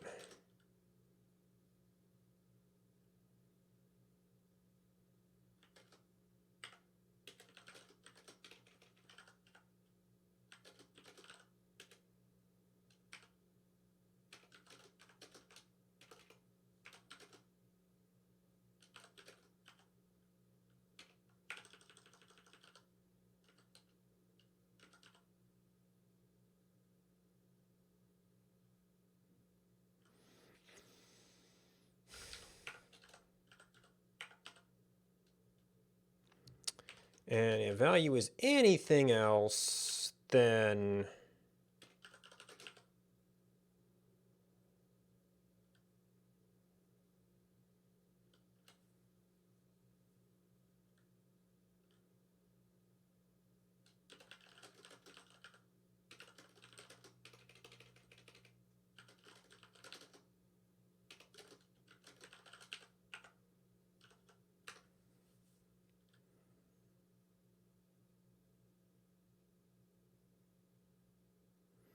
okay.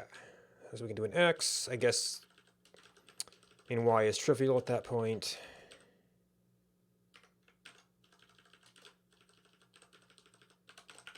Because it's a case, we can't like alias it out at all.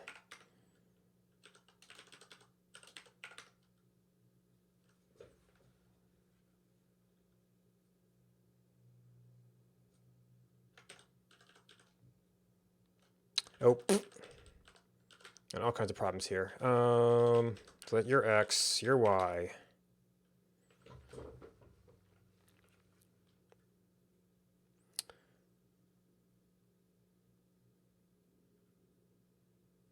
All right, that's sufficient to try making a point.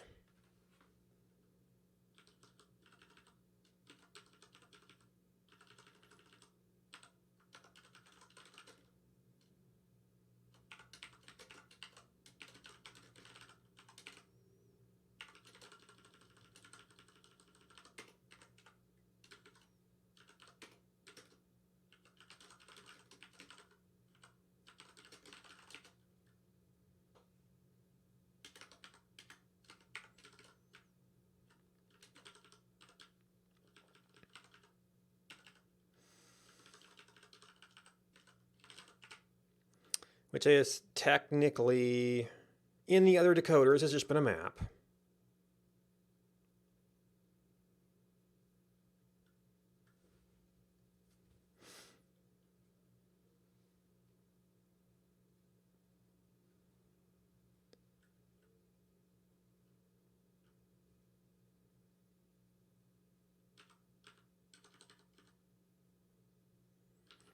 So this is where we define. We're not really sure what your type is. I mean, list of value is going to be part of it.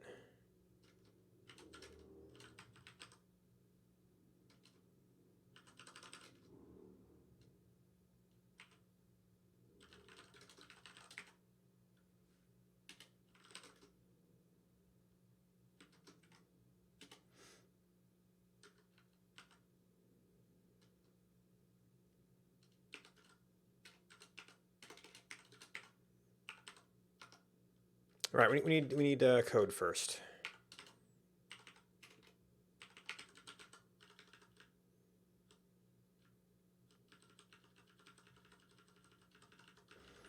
So there's going to be a big list of these. There's going to be, I guess maybe code is part of that. Code of this whole series.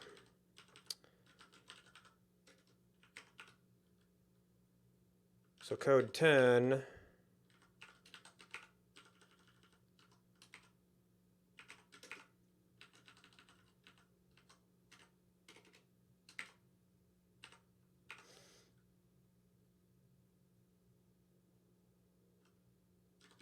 And X.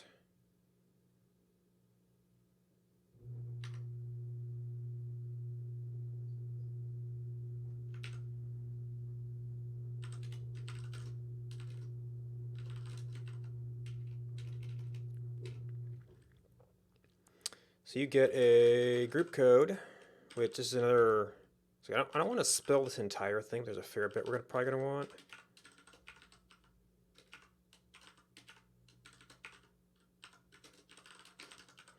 Of like really common things here.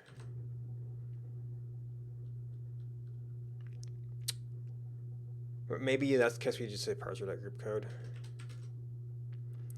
And a parser function.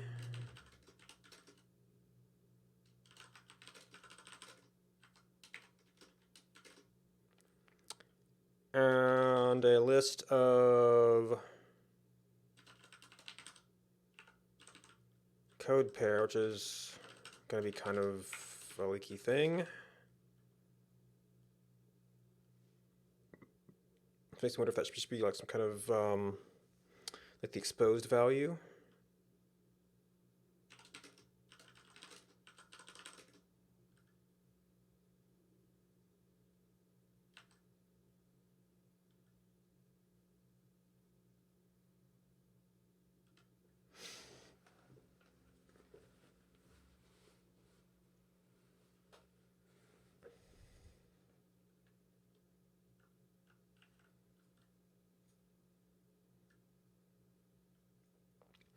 And this is where you can see where the aliasing could come in. Result error, I guess,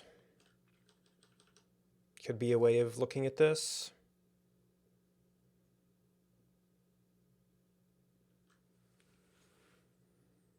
And it's just doing a decoder type.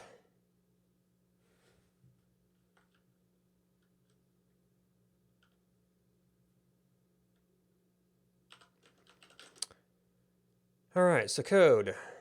We already used the word code.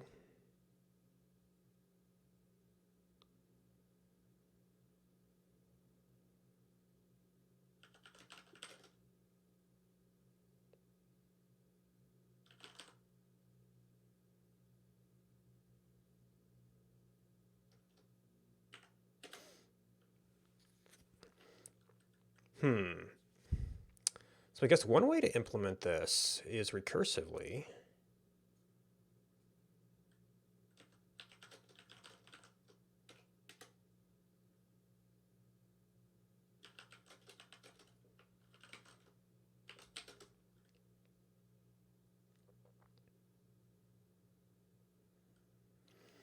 Then we want to test. Well, we should know what this is, right? God. Names.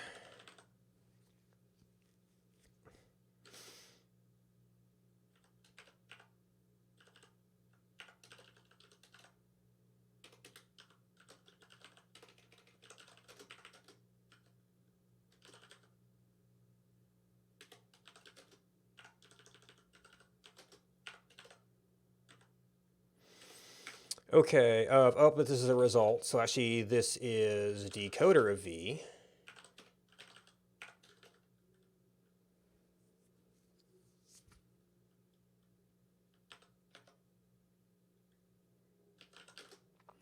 Else it is code of, see, decoder rest. And if did all other cases, this is empty list, should be true. And that is an error.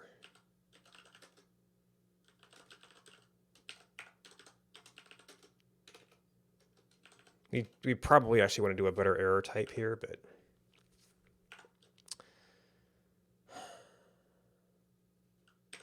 no better time than now, huh?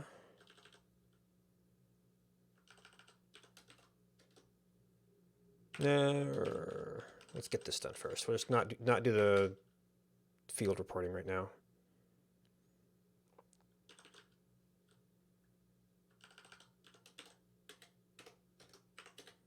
Actually, this, to get everything lined up, to do that. So this is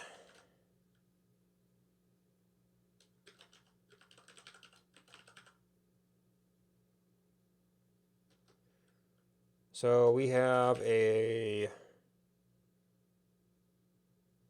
expected type, and I guess we can't, we don't know the actual code.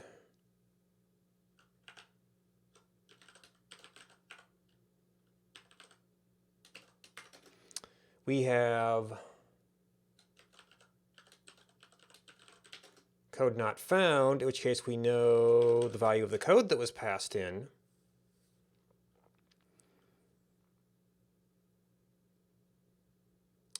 Maybe the list could be useful for debugging, but I'm not sure.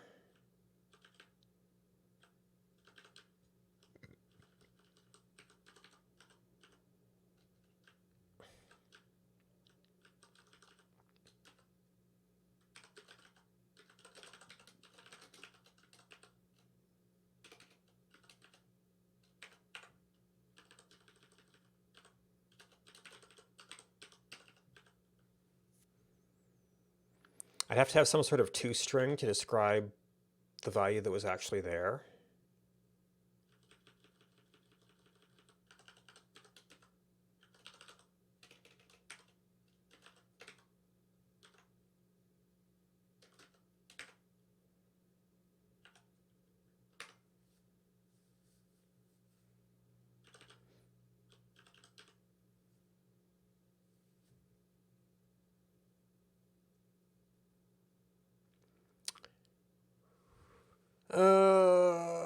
This is not type alias.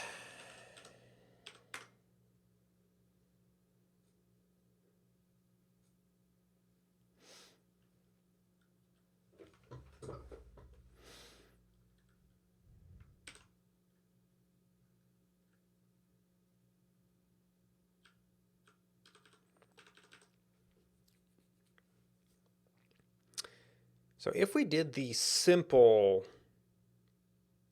case of map,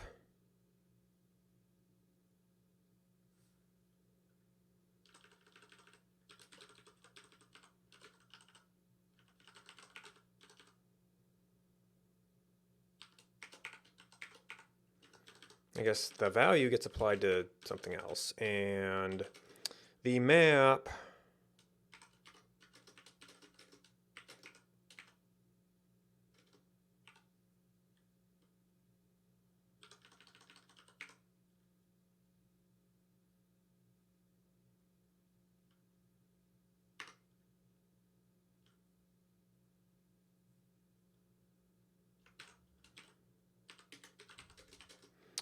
So you take what kind of function are you? You're an A to an A. You're an A to a B, actually.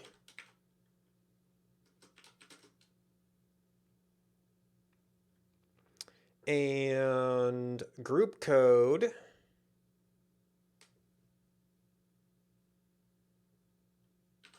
is a list code pair. This is where the decoder alias tends to crop up. So you're decoding an A. And then we're taking a list code pair and decoding a B.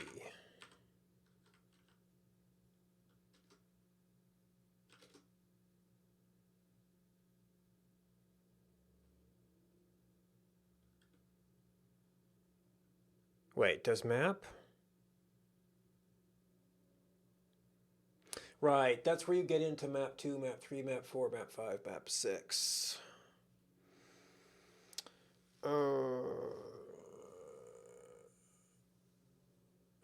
That's one of the bumpy spots with these style things. Or we go straight to fluent or pipeline style, which actually works from a succeed.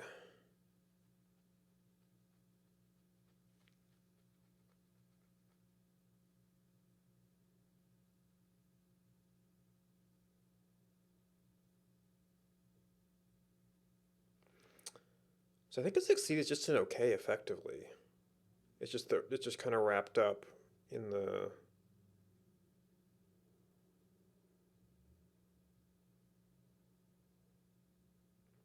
No, because technically it would be a value, and it would just ignore the value.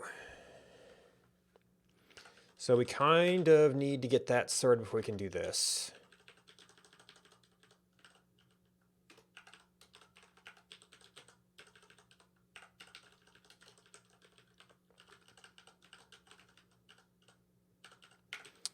So a succeed of 1 given anything should equal 1.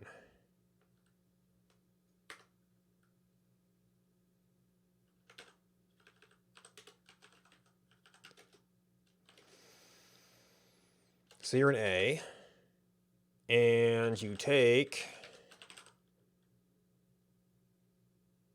at the moment I think we're still working at this level, and return a result error A.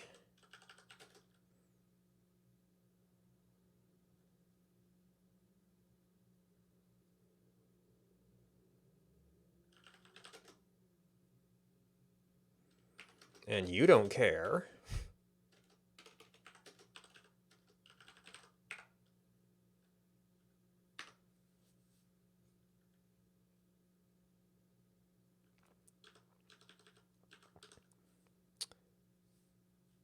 Okay, well, singular map might still be useful, but for compound stuff we're gonna need more arguments.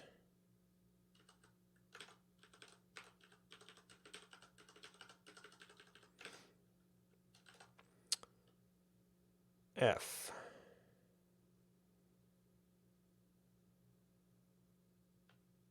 Wait, are you in?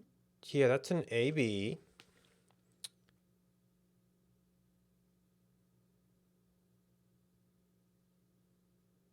You get some other function, so there is, I guess you'd be the decoder essentially.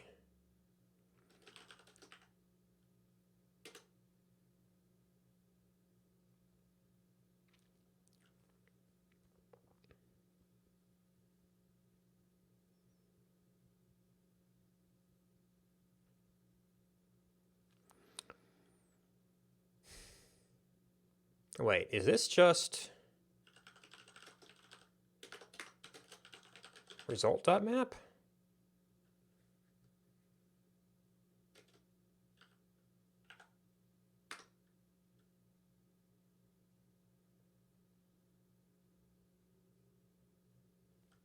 For the time being, it is.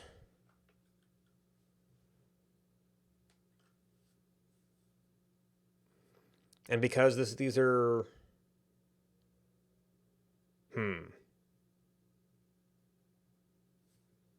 Result.map.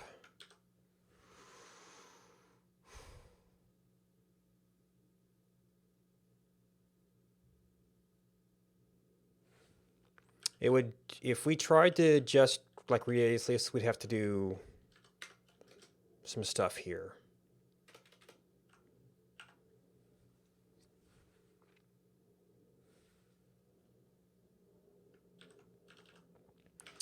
Okay, so given that, we could create pipeline style. No, actually, I think it was a map 2 that got used in pipeline.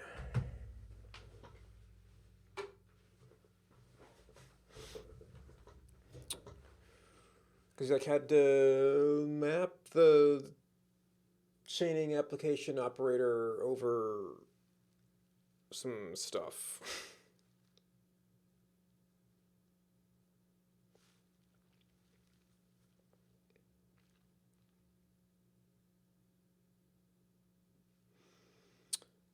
Or we could just provide the straight up what that would essentially alias to as a first class citizen. So that would alias to, what do you call that? Already did code. Does that then become at? Well, it has to be a thing that we apply. Just to follow on the format.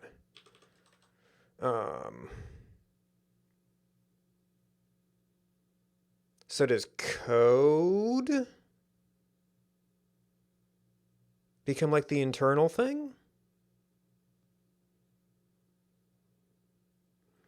Because I was kind of, maybe where is,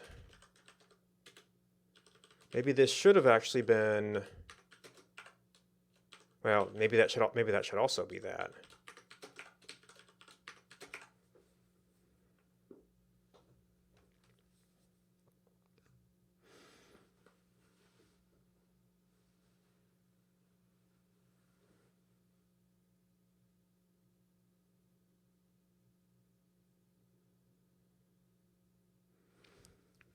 Which actually makes this a different function, unfortunately. Although I guess in this format, that actually solves your precedence, I think.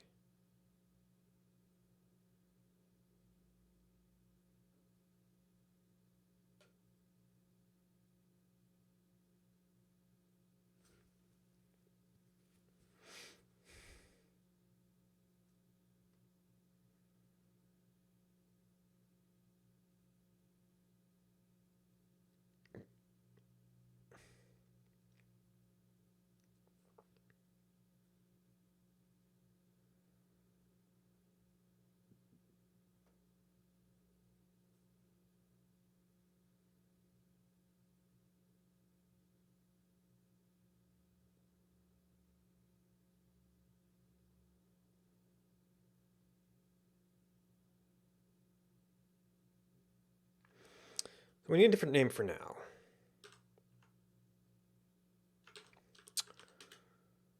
So the way we transformed this into decoder, it was like map to, and then this was a, field X, whatever.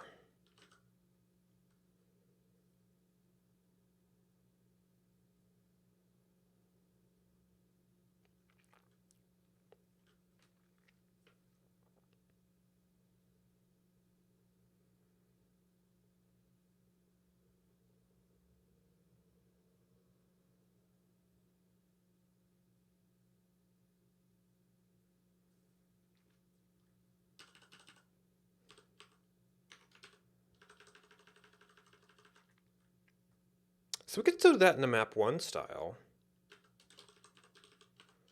Let's call it, what do you think about better names? Field. No.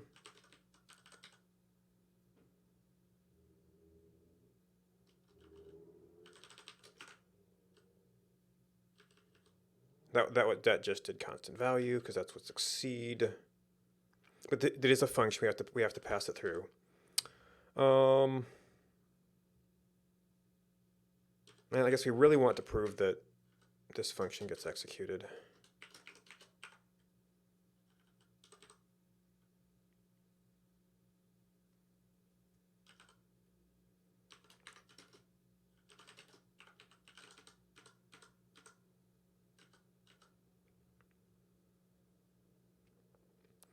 Now, I might have to do something with precedence here.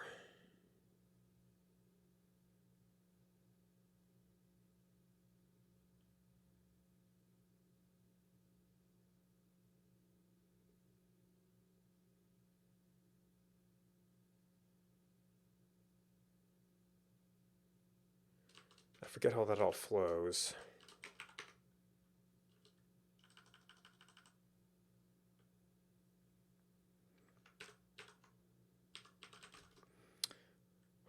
So what the heck are you?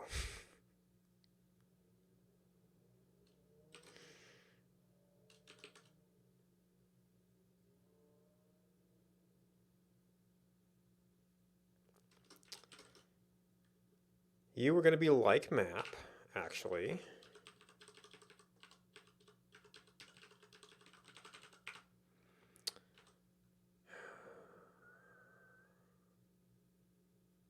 So that is another decoder, which was one of the arguments to map. And a list code pair. I think we're going to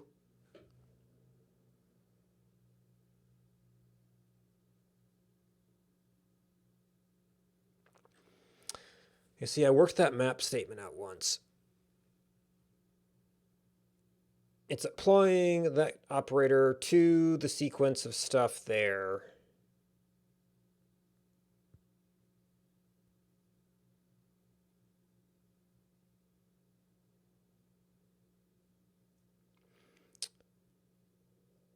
Map is like unto result map. So if it's an OK,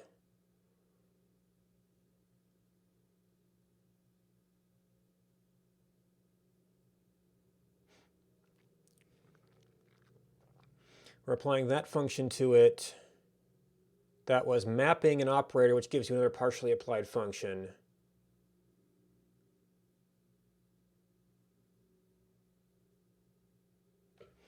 Which, does that mean you apply that to the value flowing through? It's the combine operator. So it calls that with the result of that value.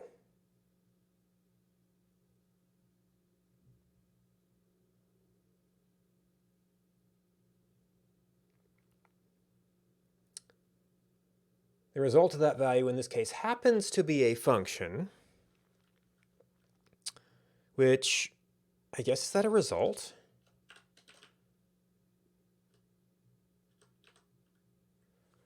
It's a result of a function.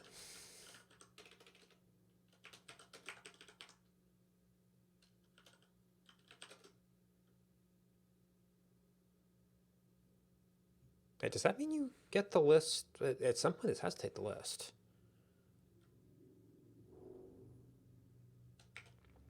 A result of a function that takes at least one argument. And let's see, the thing we are decoding produces that argument. The thing we're returning returns that argument. And do you have this up front? Okay, it's going to be field of decoder.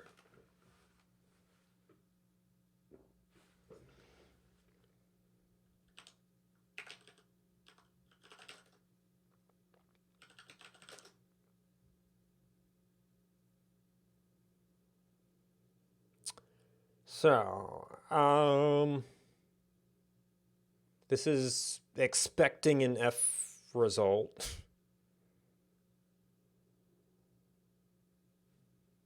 I'm not sure what you would call this. It's like the value in the pipeline.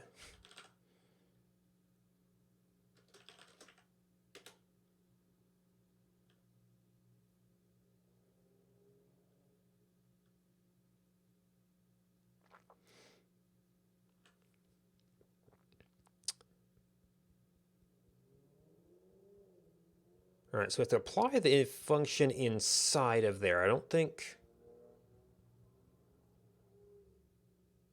result.map just straight up applies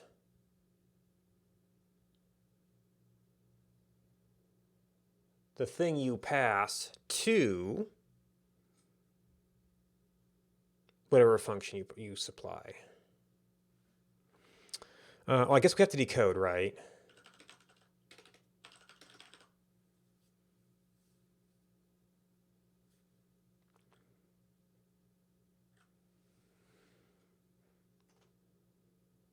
Is this some sort of and then because we have to get the value out?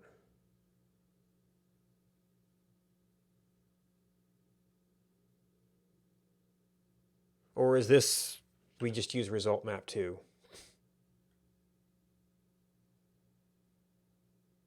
Because there are two results. You want to apply the value of one to the function of the other.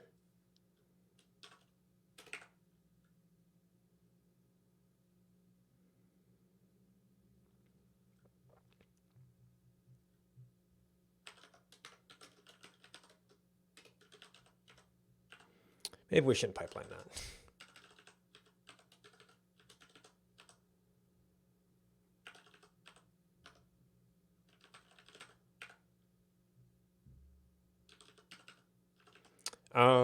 You probably take the function.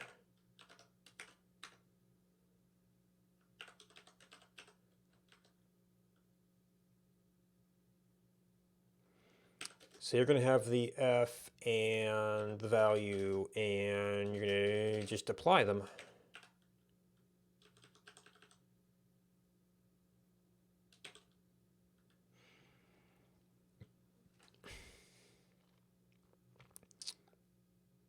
So I guess that could kind of be combined to result map 2 pipeline of the decoder.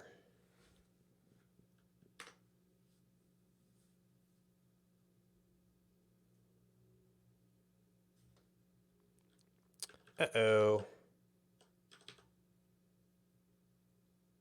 Oh, error type.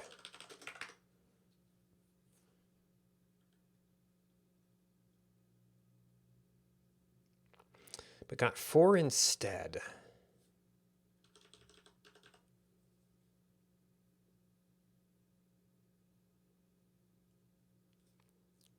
Oh, you need to be all wrapped up.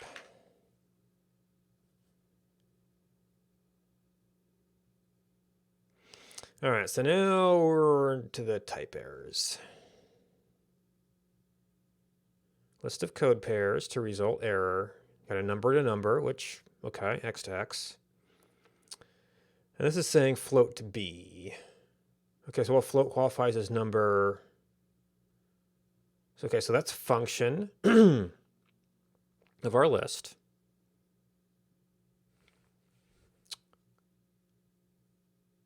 Sent through the pipe.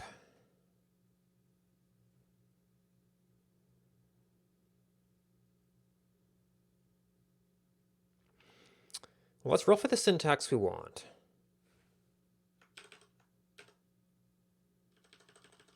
We succeed, we throw our function in, and we start doing field. And then when the whole assemblage gets given data, it can process. So this actually means our type signature is wrong. Or no, because the argument is pretty much what we want. Oh, no, because what we want to do with this is we want to make you like unto code.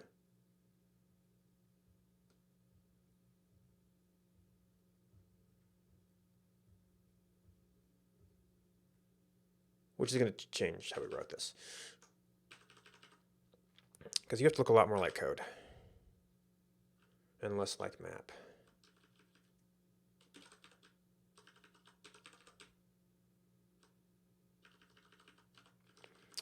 So you get a group code and a value result error A, rather than a decoder that does all of that.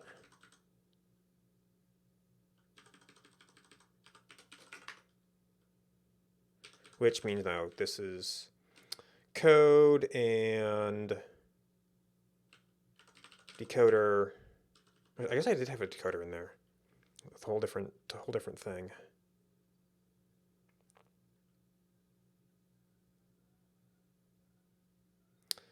Now is the decoder, but if that runs it directly, this means we just call down to code at some point. Instead of decoder list, we do code C decoder list.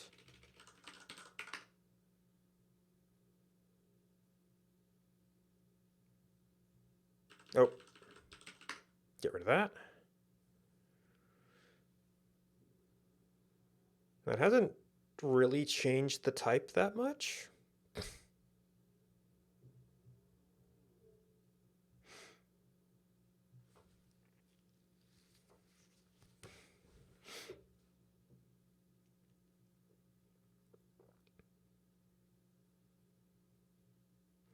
Okay, list code pair to result.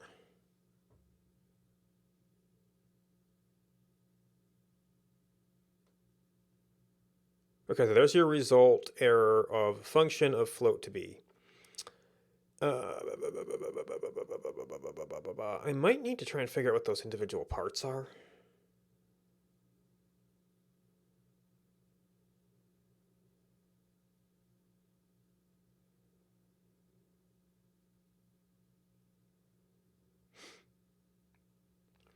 The argument, okay, so it's highlighting that entire thing. That's field x10.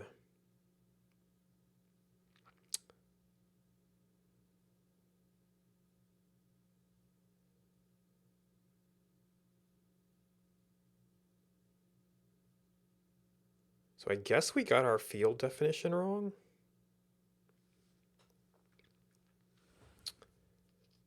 A function that expects a result with the function.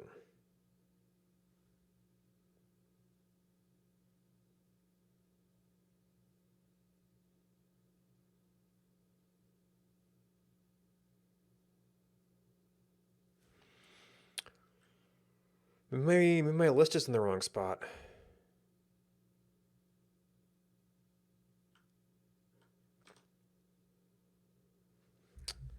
Because this bit and this bit match up nice.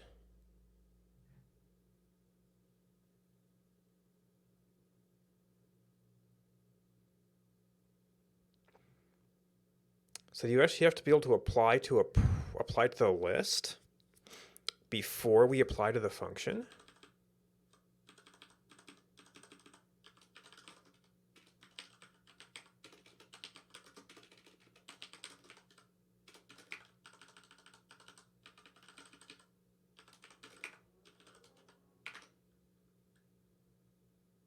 And the pipeline just kind of runs it through.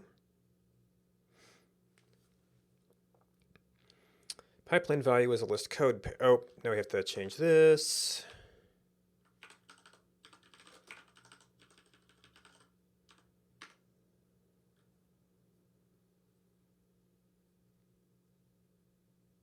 The argument is a function, is pipeline a function that expects a list.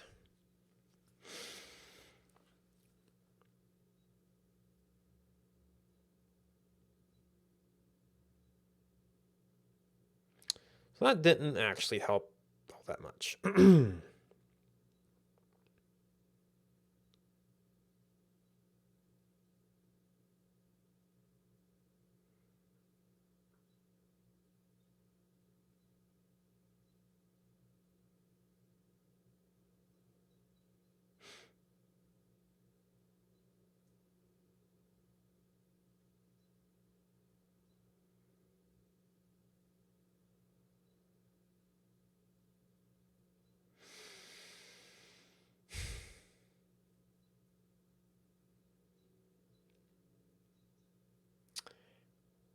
Where could I...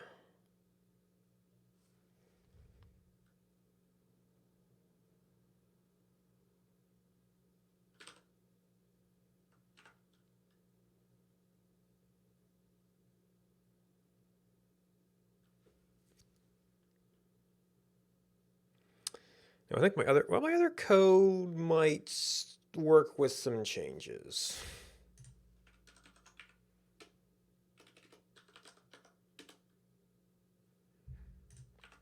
Yeah, so we did a little bit of stuff there.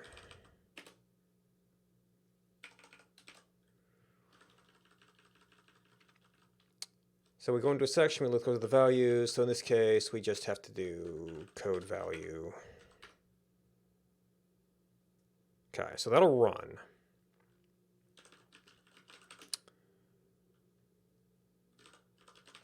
Traits is doing...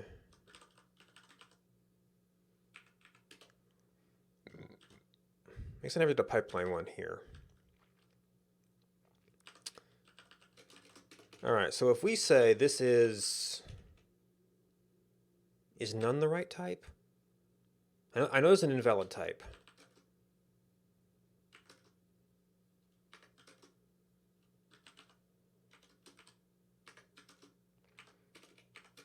And to pick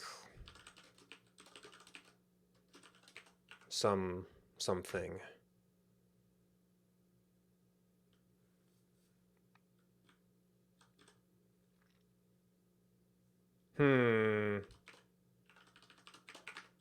Right, because that's normally an operator. No.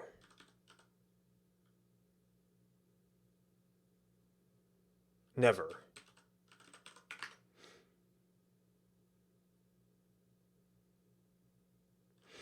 All right. So the field produces a decoder.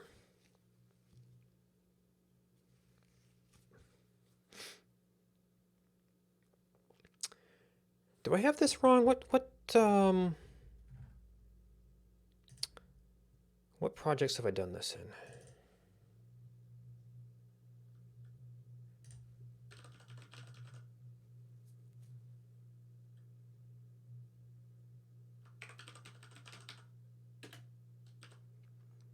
You didn't get long enough.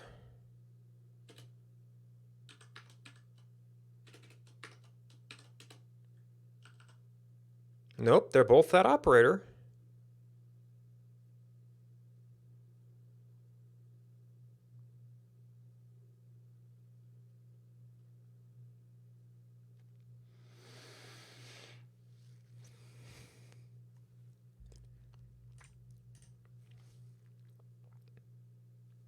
Now, maybe doing it in that order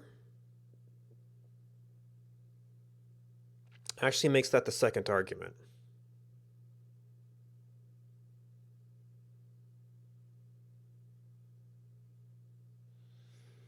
I don't know how those operators apply. In which case, we'd have to do some very annoying things.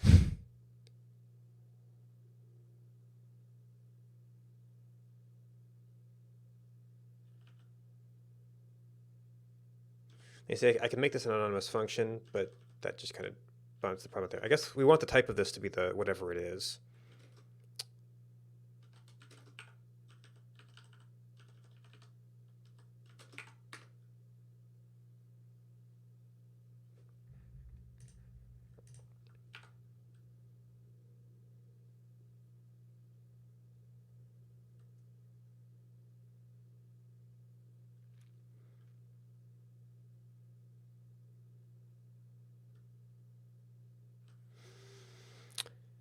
Is an AABB or an AABB decoder.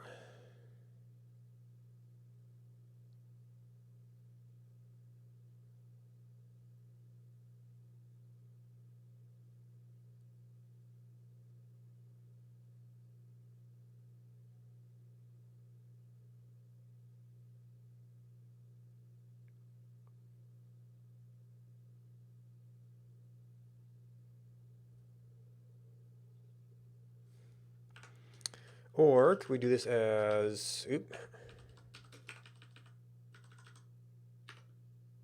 that give us the same type? I don't know if X is an argument properly. Okay, so now we have a type error versus never.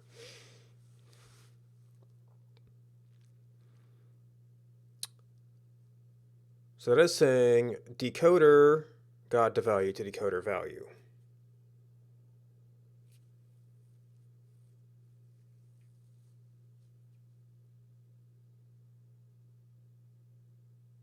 God to value to a decoder of, it might help to actually have a function in there.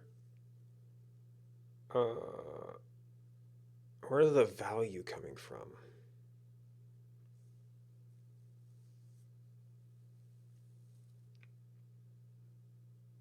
I don't know if it's just, if that's a stand-in for an any.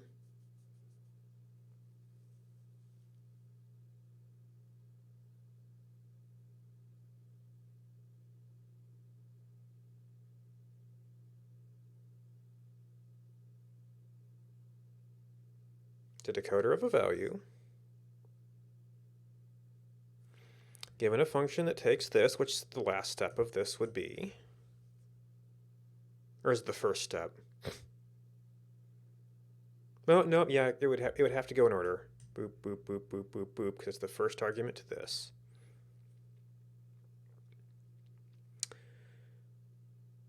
So decoder is the list to result.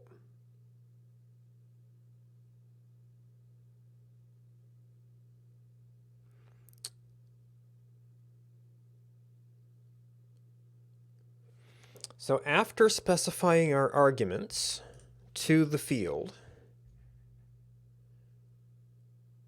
it should be list to result to list to result.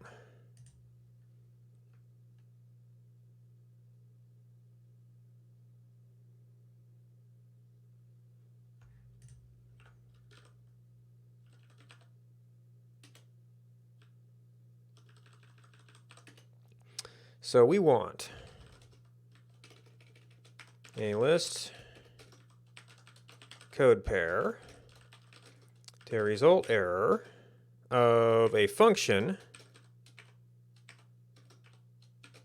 and we want to return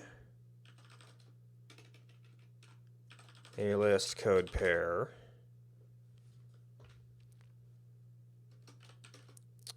to result. And I'm not sure if I can wash out the parentheses at the last stage here. It returns a function which does that. I think that's the same. Which, yeah, you get the value of that. So that says the end of our chain should be that.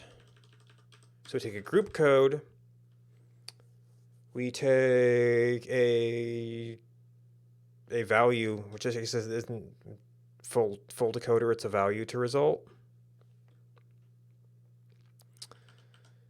We have, so the list code pair was kind of in the right place, but this actually has to be this full thing.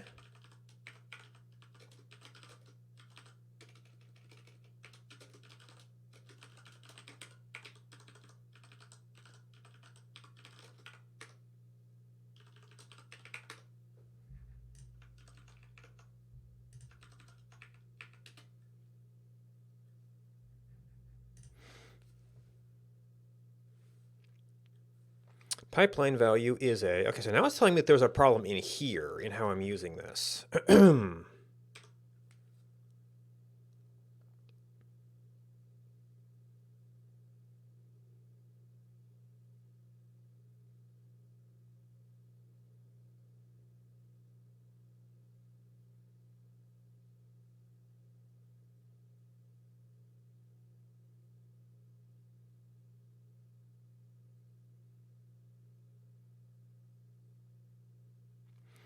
Huh. Since that was a succeed,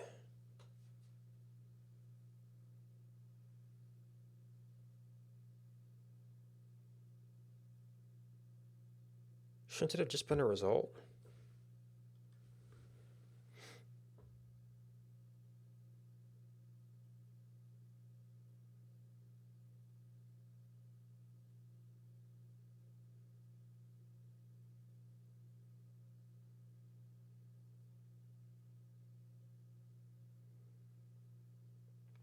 Map 2 needs it to be a result.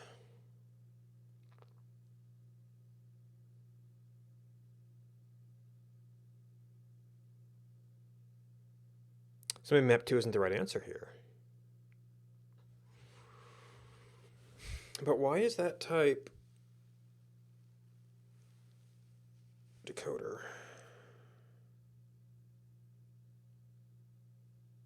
Well, no, succeed gives you a decoder, right?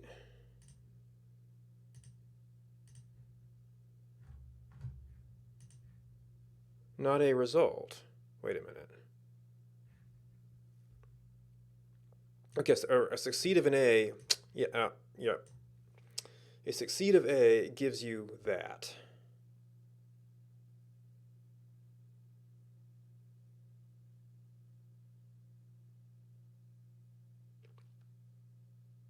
But what if it's not just that function? Can we safely throw the list at it? And say, okay, you do your thing, and then we're going to stick the results together?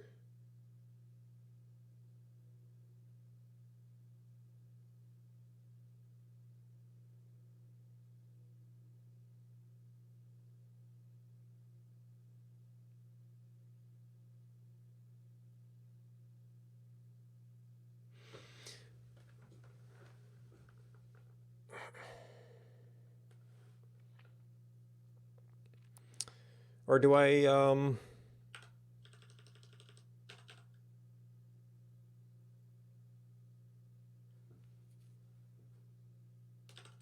do we just work this out? Because field is supposed to be replacing.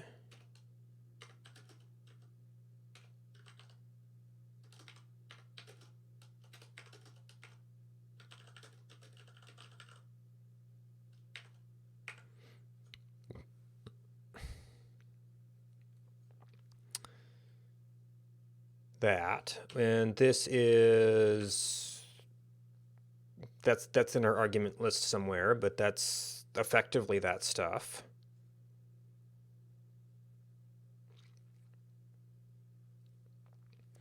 Let's see, so this operator is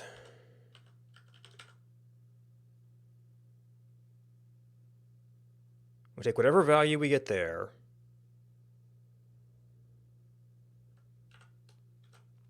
and we make that the argument to this. Map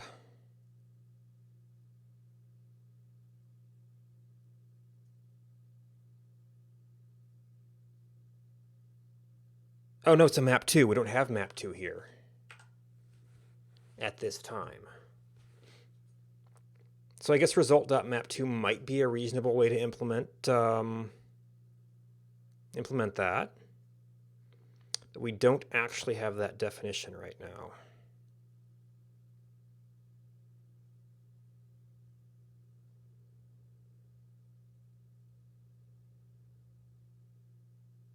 And at the moment, we're actually having type errors with fields. We can't just wash it out real quick. We gotta flush out the test real quick.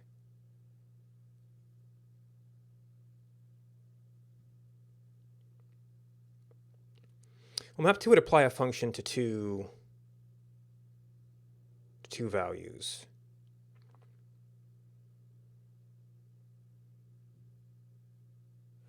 We apply a function to one value, and we could, oh, you know what? That is a decoder of, we do run the decoder on the list and then apply it.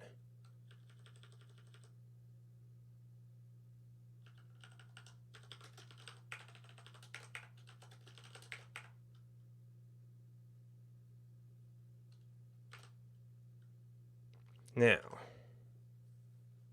what we're mapping is an apply operator, which, from the things we were playing on with the other thing, I think swaps the order of its arguments. Or rather, if it was curried, then that is the second argument.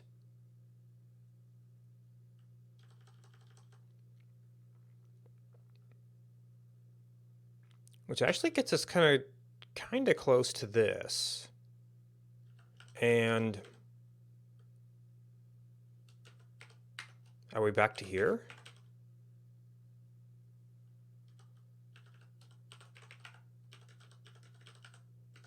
But these two have to be applied.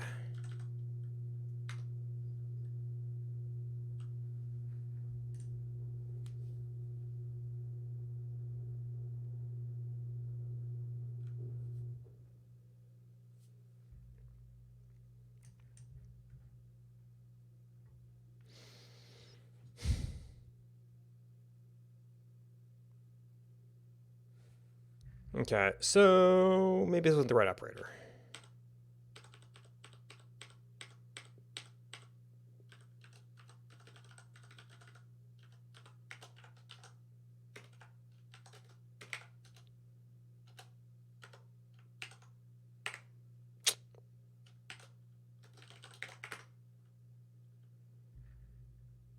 Oh, we lost this comment.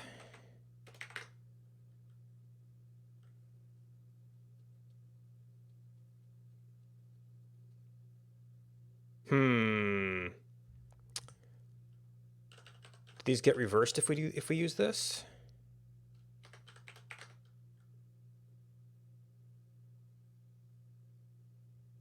They do.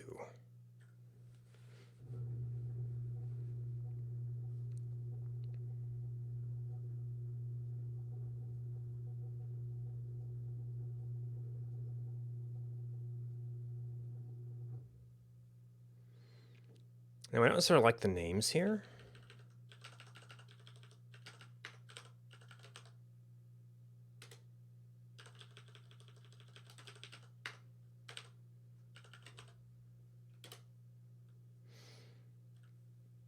Maybe code is the external word we actually want to use for the kind of standard way of doing it.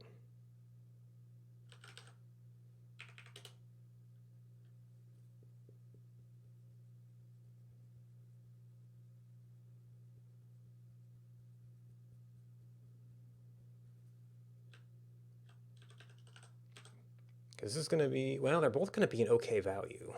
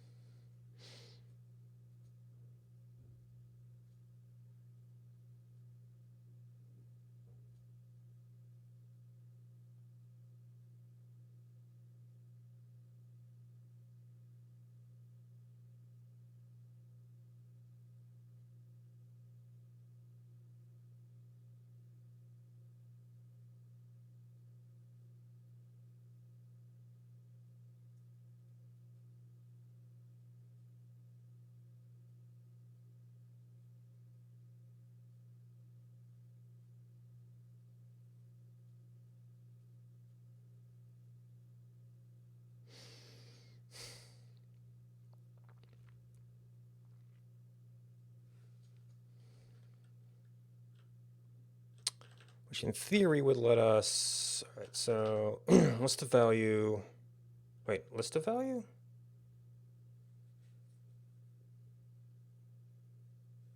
You're probably code pair actually.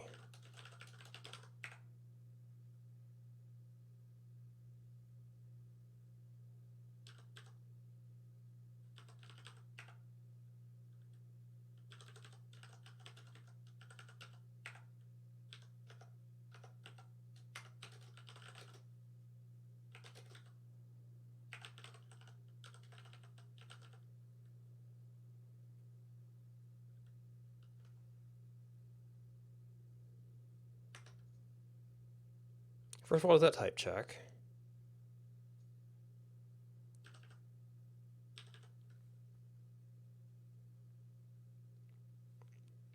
Oh, can we not actually do tuples this way?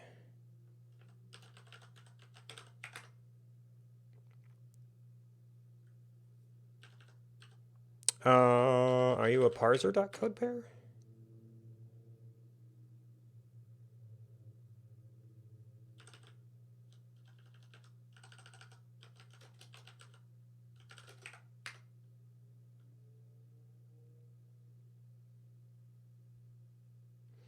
And since that kind of gets exposed, that might be a thing to think about aliasing.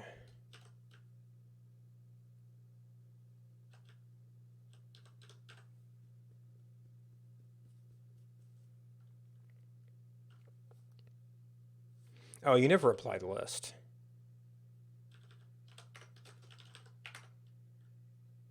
No. You go like this.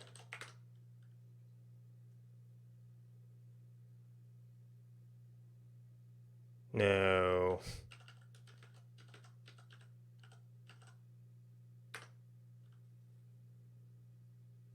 Okay, so that works after a fashion.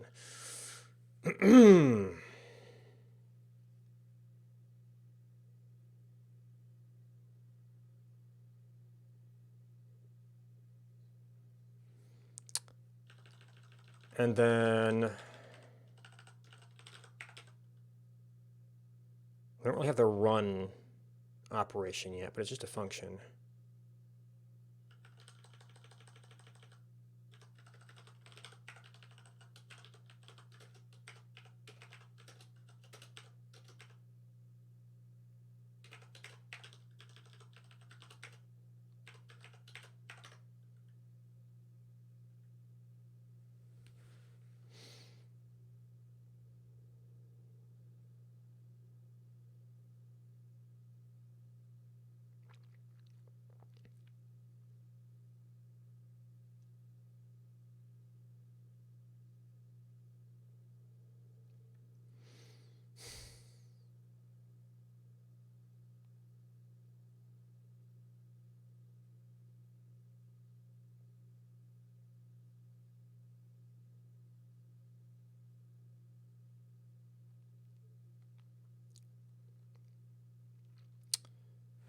So what do we want to be using here?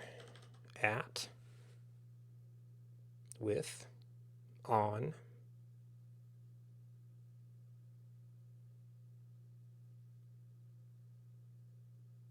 group, data.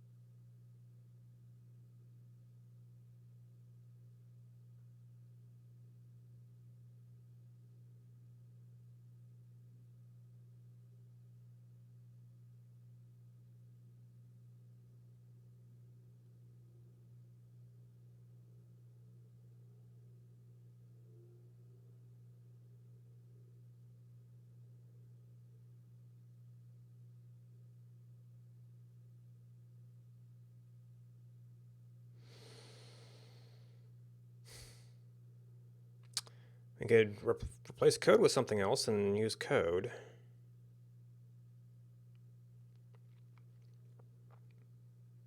We have UB value 10x.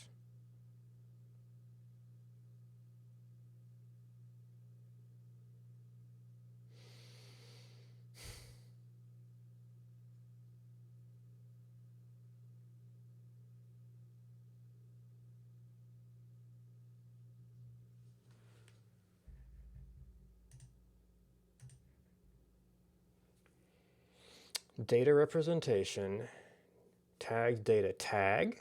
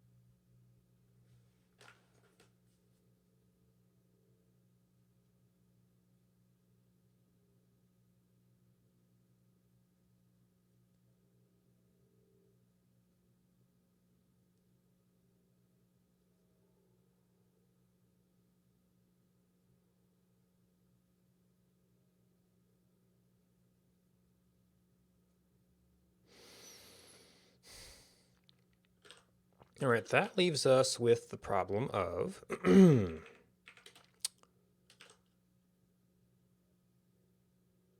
autodecode test. How do we bound this to an entity? So maybe we need to build out our example a little bit. So we've got, oh, what are you called? Well, it'll be an ID for the outer thing. What was the 1,000?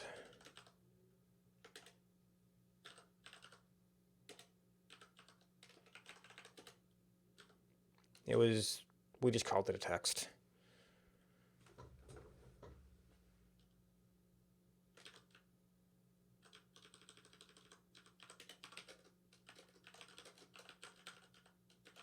I guess this is where the aliasing comes in, but not everything is going to be a decoder because we have structure.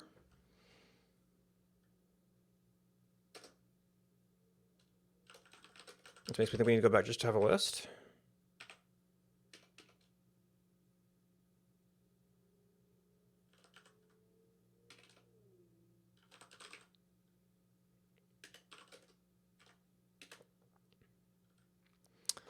All right, so you are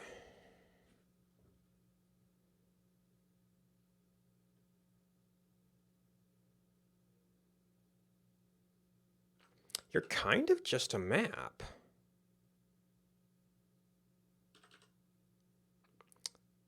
So now you've got the tag as a convenience method that does the hoist.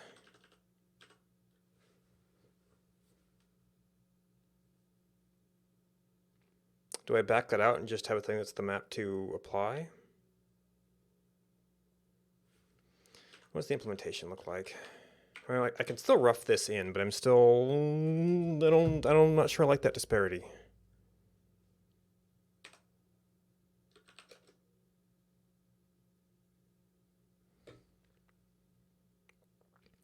Didn't I do this somewhere?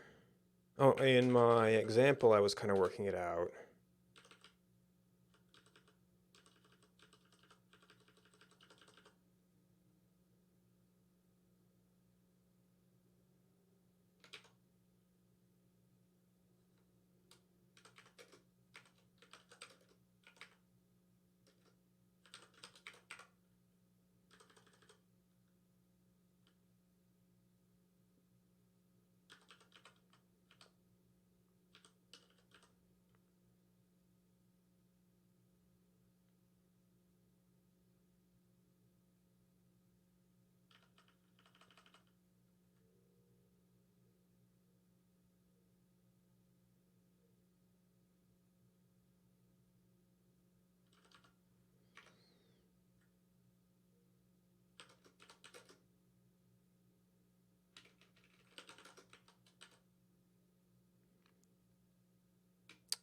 So I guess this could just be the concatenation of that stuff. Yeah,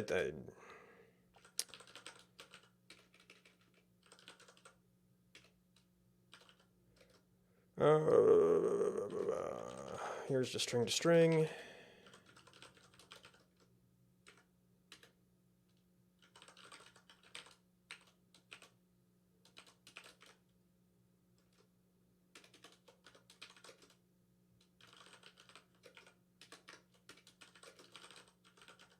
Now you're to a maybe string.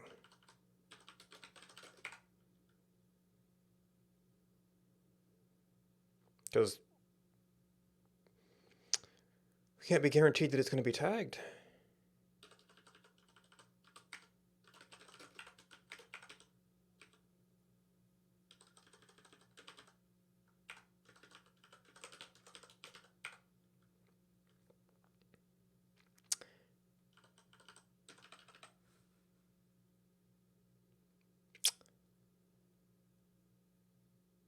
Unfortunately, these are not the same level of decoder.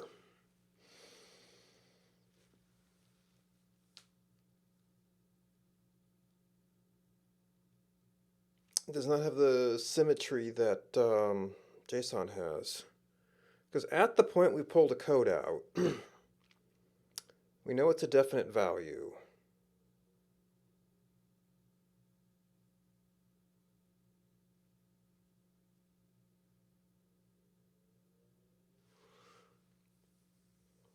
So you could write customs for those,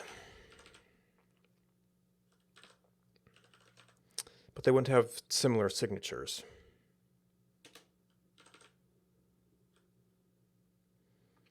Because it's a value, not a list code pair.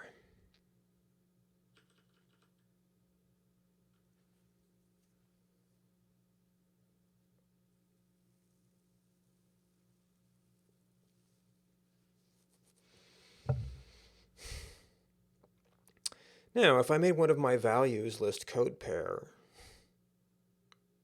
I don't know if it could manage the circular definition. And that's kind of technically incorrect in terms of what value is.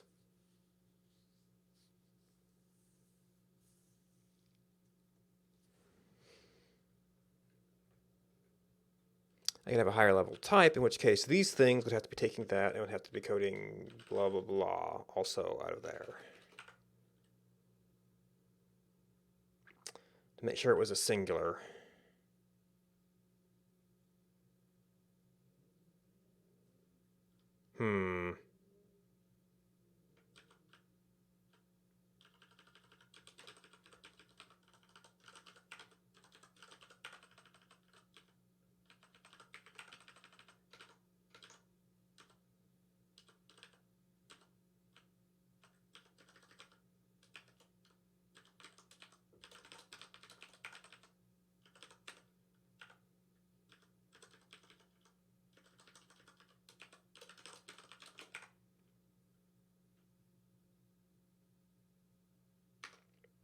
And we haven't defined text chat.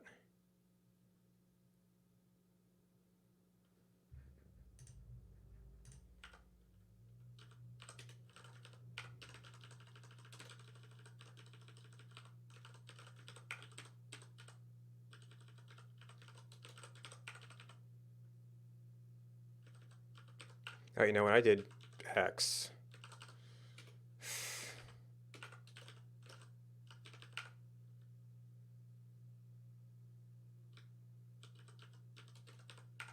This is probably using the common name.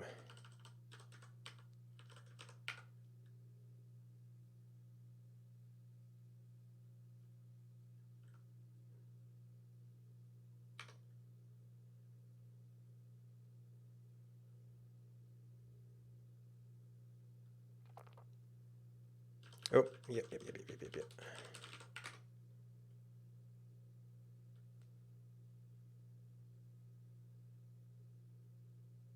Oh, no, you have to be a text. So they can all be the same type. And then it's a maybe string, so you have to be a just.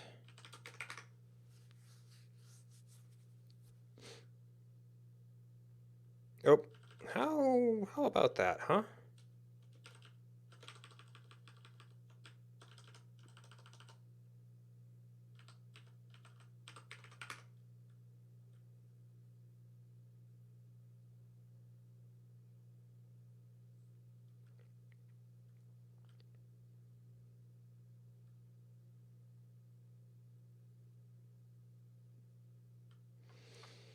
Okay, now we want to put together a structure of some sort.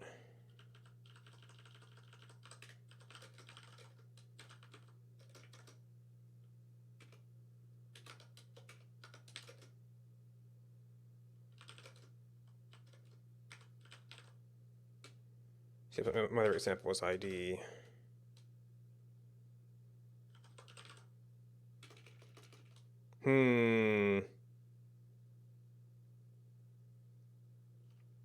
Can I arrange to have this fail if it's untagged? I probably could. I guess the XML one would have failed if it was untagged.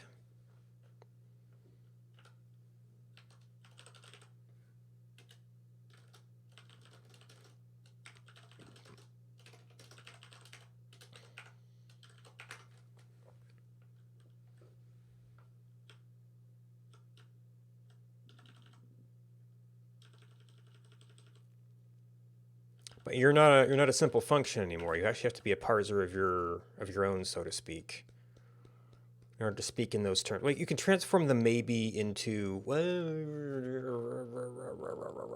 have to transform into an error, which means if we have a fail,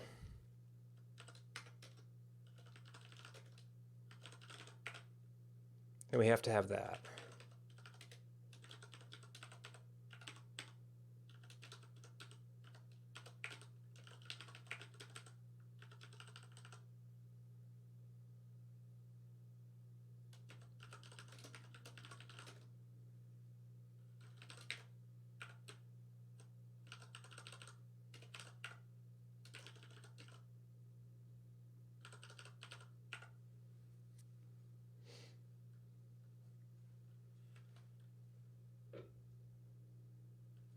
So what's the precedence here? Is it?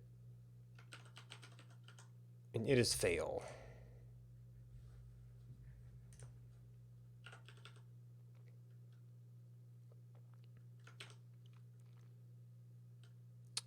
So somewhere we have to be able to say, so your string, you're a maybe string. Mapping is normally value to value, so this has to, now we have to define and then. Okay.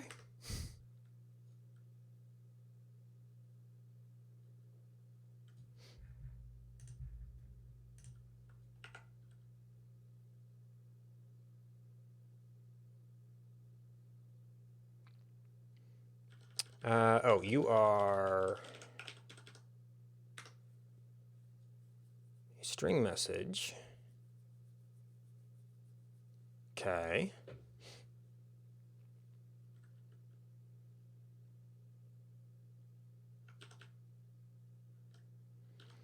This is going to be very similar to map.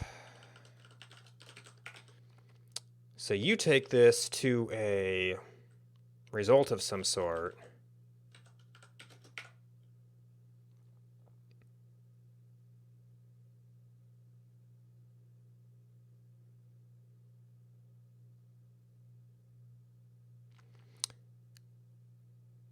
That's doing math, so it should be kind of okay.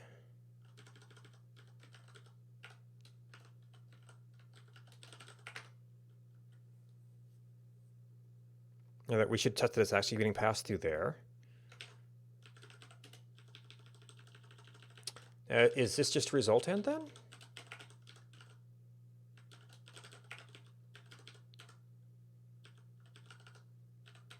Do you have such a thing? Now that changes the type of this though.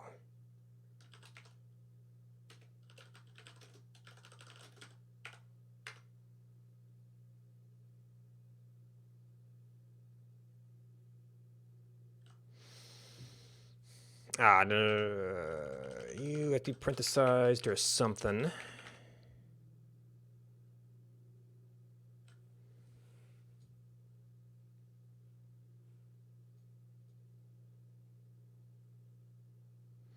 Number to list, and then needs the first argument to be number to result error B.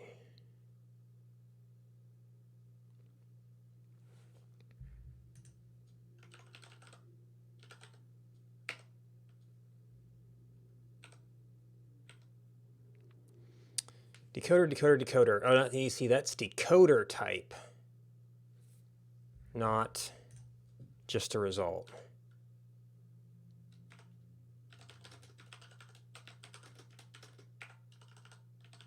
Which means it might be more than and then.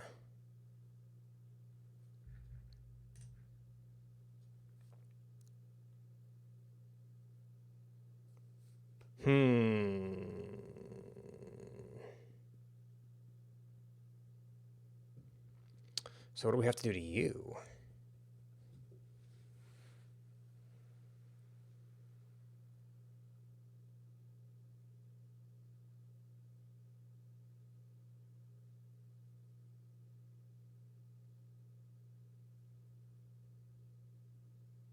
Do we have to apply the list again?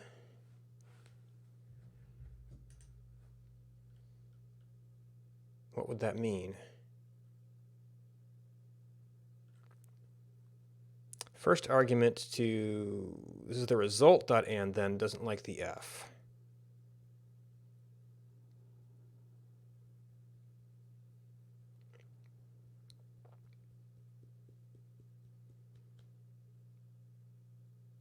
Okay, so this is not just a result.end then. The same way that result.map was. So we have to go into a full case.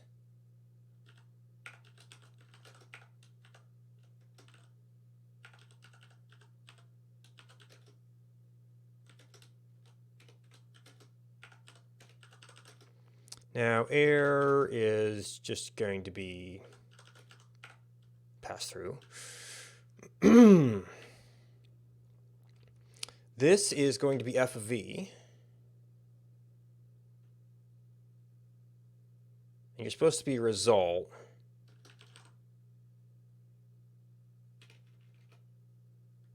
F of v gets you that. I think that's simply trying to apply two arguments to it. Oh.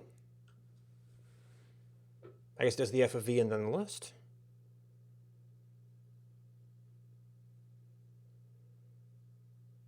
Oh, you know what? Technically this does wash out, doesn't it? I mean, you can conceptually have the parentheses there to say how you're thinking of it. But that does work. And we can also say that we're thinking of it this way.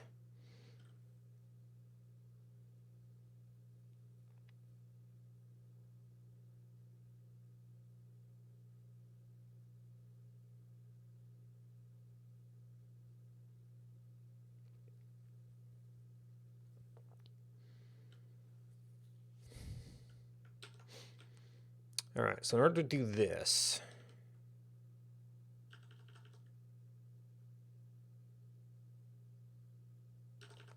if extract ID went to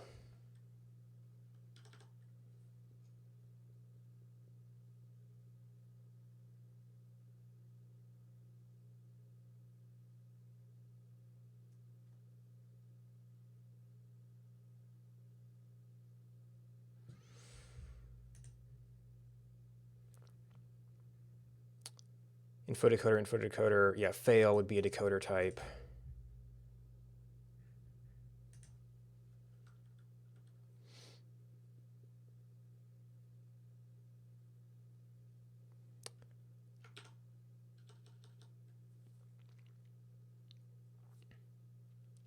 So you would have to be a string to a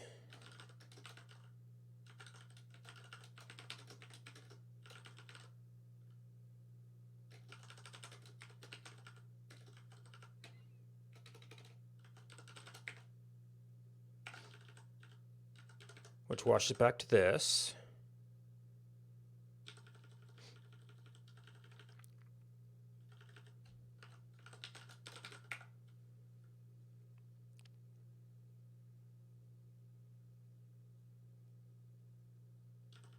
So all of this stuff, I guess it doesn't quite inline anymore, does it?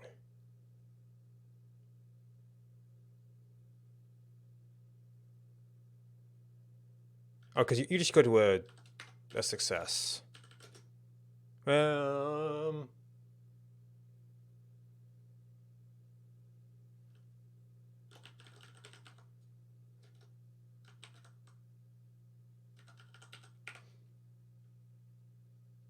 And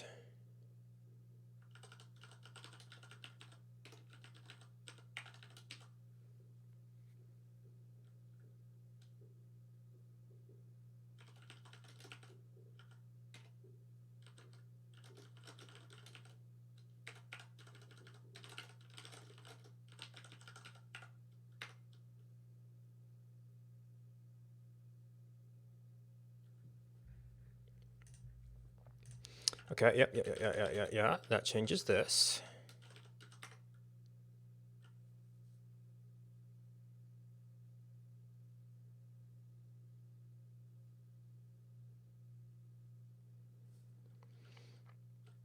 All right, so now you can be a bit more guaranteed.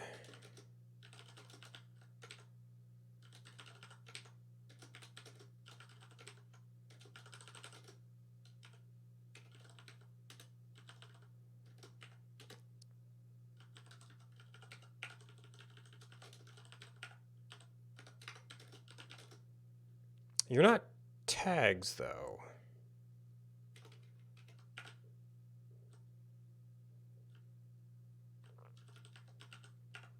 Your ID... Oh, this is where the abstraction might break down, because this is the thing that specifically goes through here. I guess a map 2 would do this, and you're a point. But I need that, I might need that whole map 2 thing.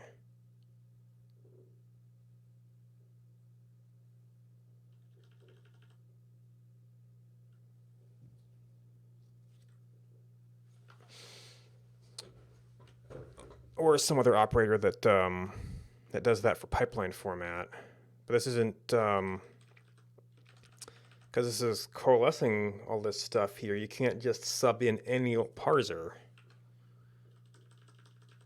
And I don't even have a generic map 2 to put in here.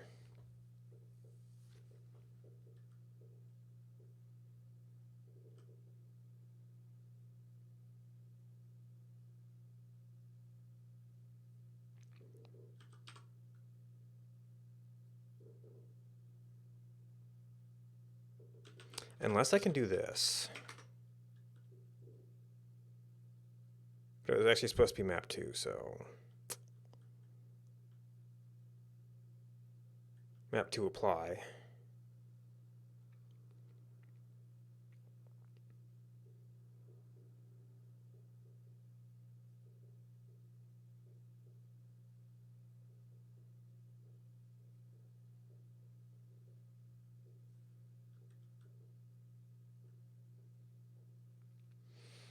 Maybe I want more of an abstraction around this.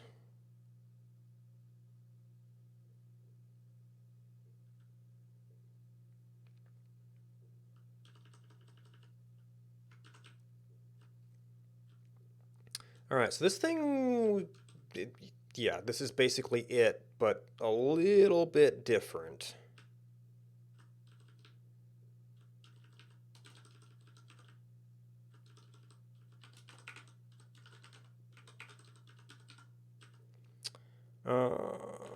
So you were, you're not specifically a function at all, are you?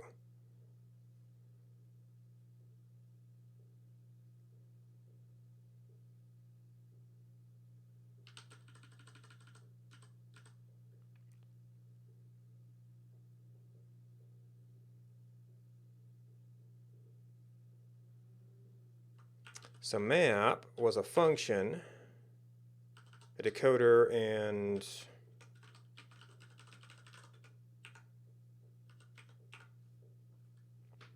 a decoder.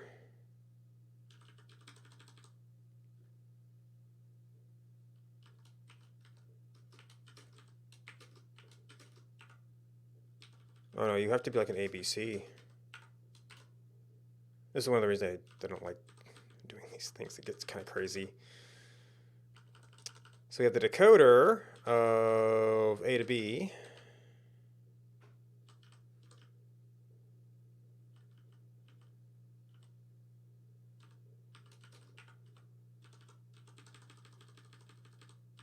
Right.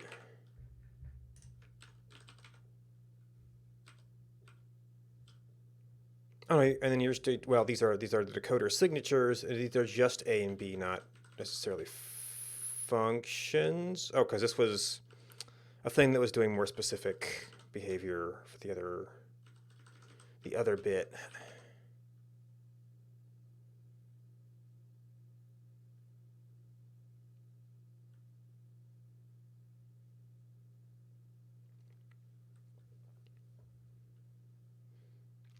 So these do always define their value last.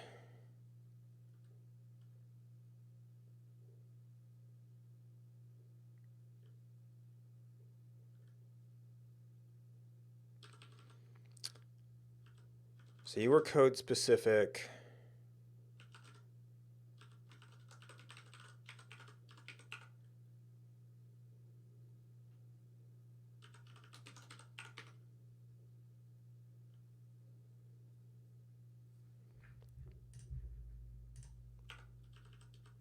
All right, so this we want to do, this is a little stopgap here.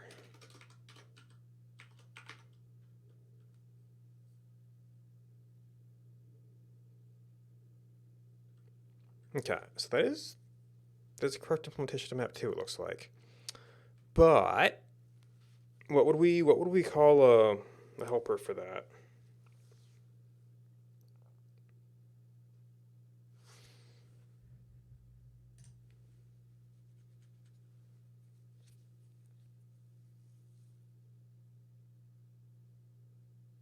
I mean, having defined map 2, it's actually almost, you could just define it as an alias in terms of that.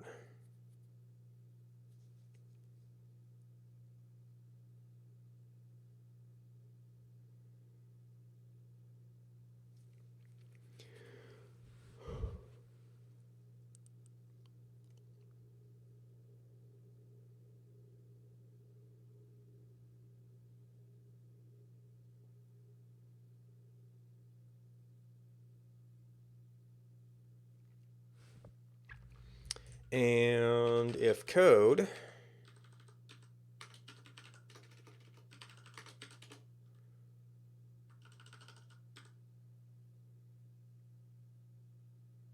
and it takes a decoder, ends up with that type, then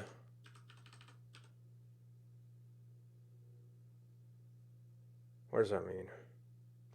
That means you could do this and put code there. And that would actually be equivalent. What do I want to call you?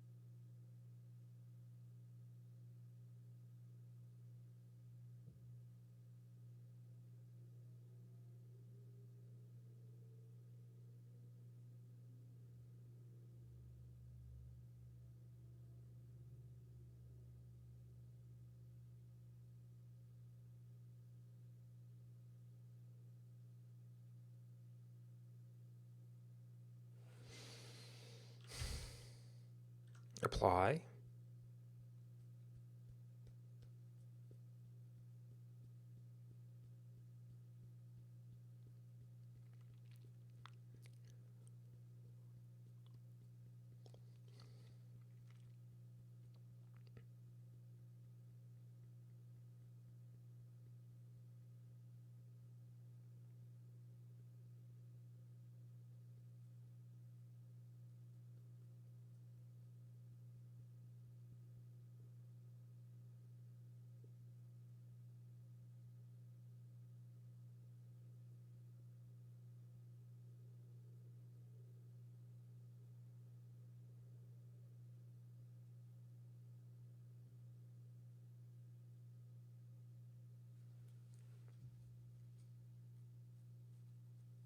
Use.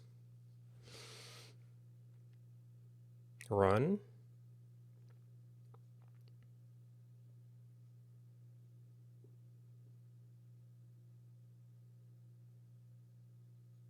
With.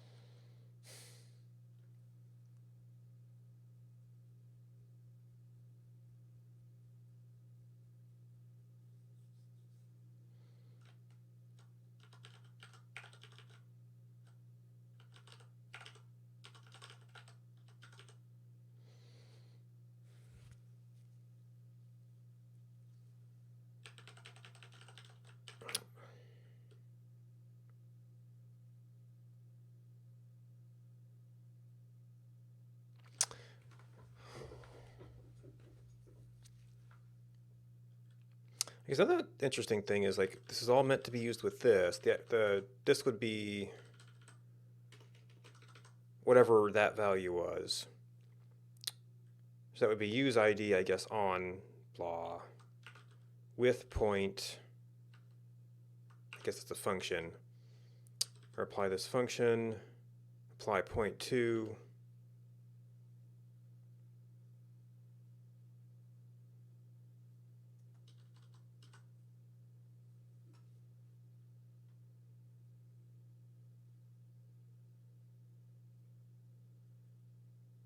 Inject, decode,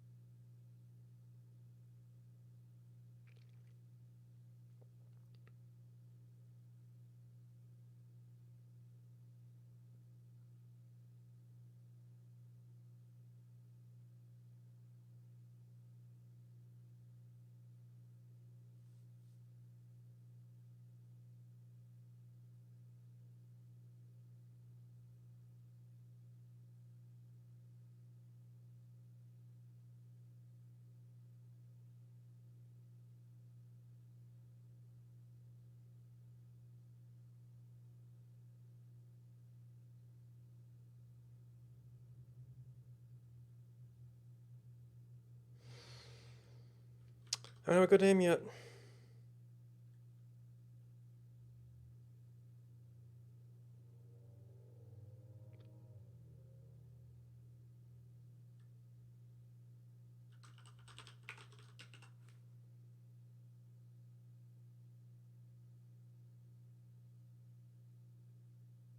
I know the pipeline package does like required and optional.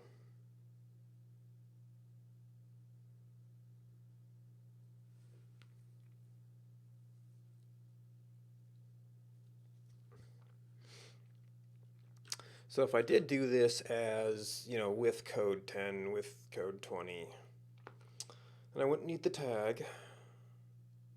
Although I guess that'll cover a lot of things. But there's this weird, like, switch. I mean, sometimes you need tag format and sometimes you need code format, which starts to make me think it's just too fancy.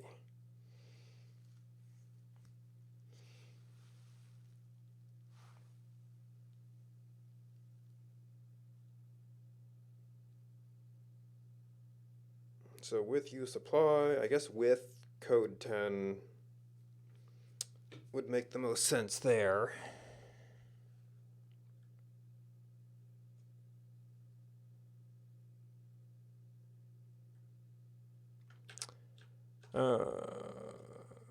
So do we actually want to do that?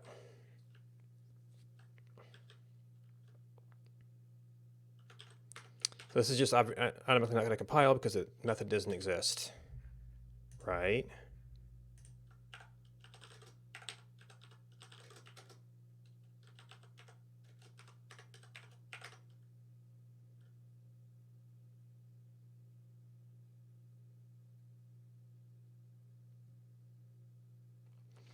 And the question is, this is a result map 2 of blah.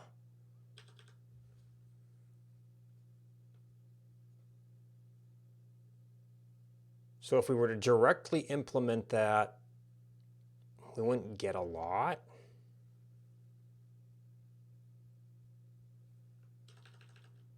I mean, that tells us how to type it.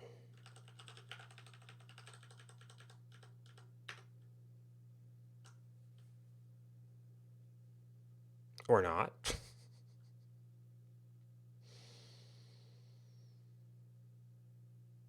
Because that's just map 2 with a carried argument, right?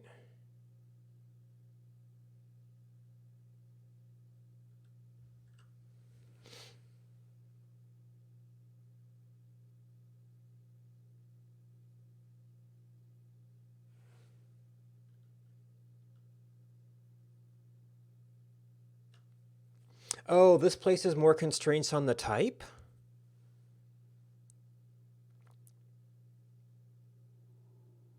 Yes, you only have two type variables.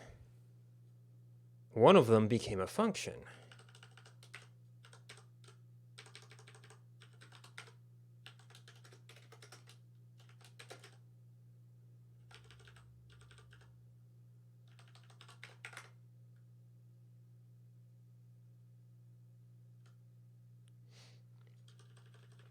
Which probably going to end up actually looking a little bit like this. Except you get the group code and the value,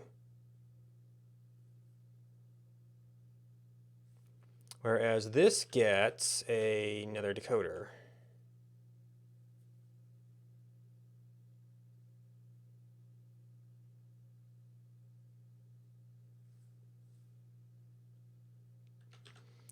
But that suggests that this should normally actually be with code, just so we have full parity. Which means that code would actually take over tag. And then I don't know what to call tag. Does tag become code?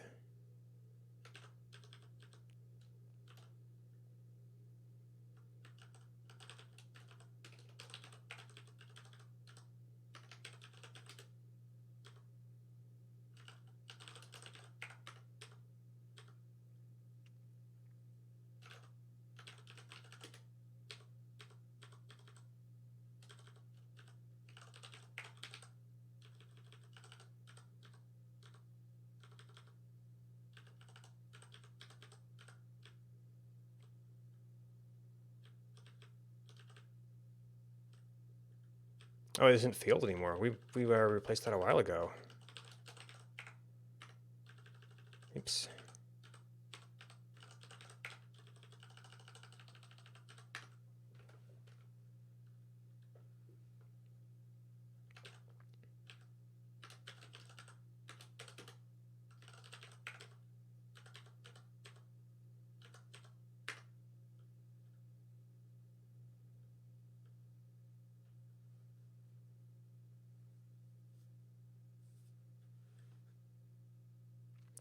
Ooh, if I eventually did a filtered list,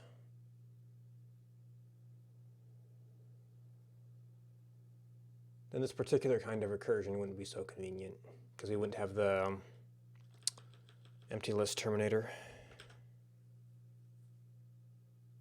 That might actually be a filtered array.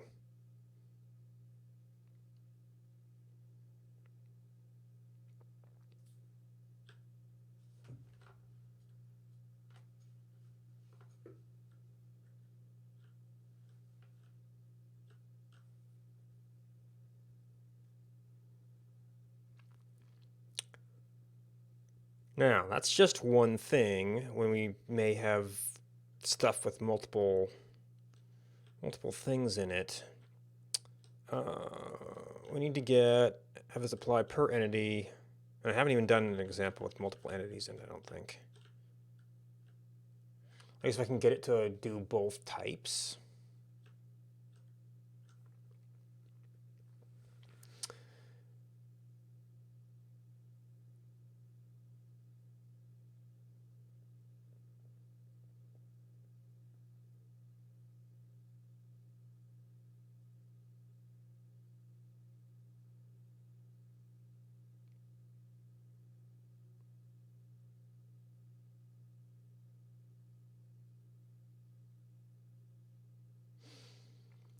So what is that going to be? It's going to be something that will go through one array. It will look for all of the entity tags. It will find the next entity tag. And I guess for now we'll have to make full-on sublists.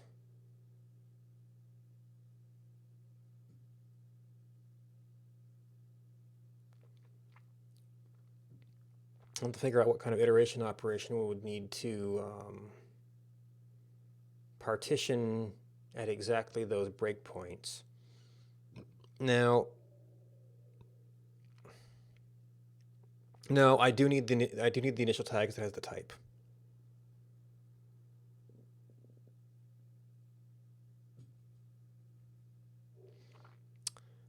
I guess one option is that this thing actually knows how to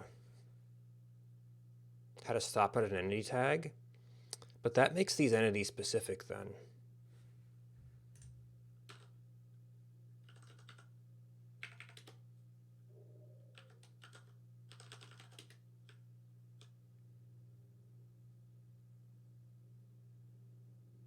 Oh, point is a 0. That's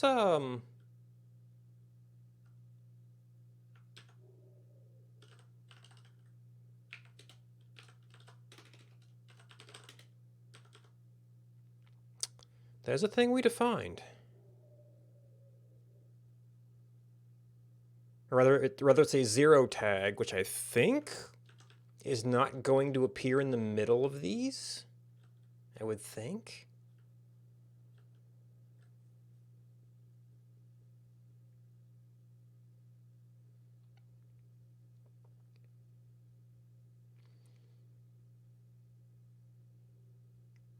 So maybe it's safe to have that always stop at 0?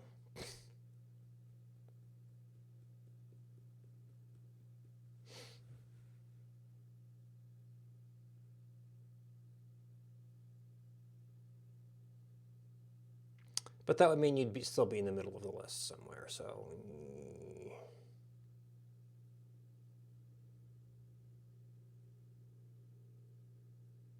So if we scan through the list, you got to a type, you grabbed that type, said, okay, do we have a parser for that?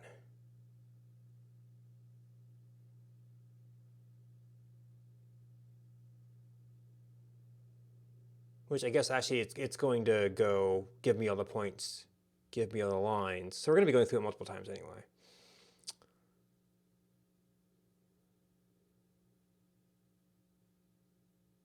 You might treat that as one scan and then just give it the current list and count on that to stop.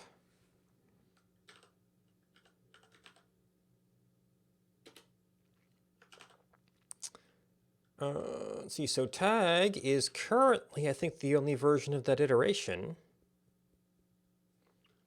These things are multiplicitous.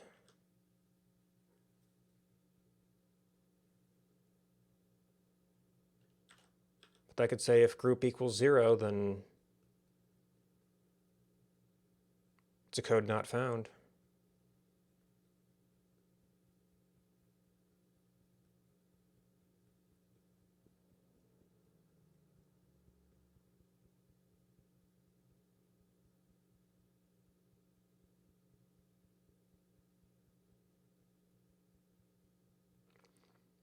Well, I still need a runner. I still need to deal with that. I still have to say, okay, give me a section. I wonder if I could do that in the same principle. You just take the list, which that would once again unify our type a little bit.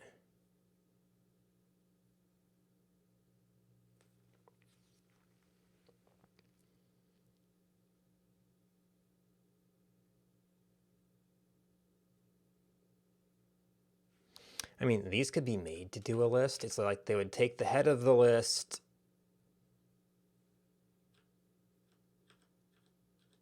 So right now we're running it on that. It would be a unitary list.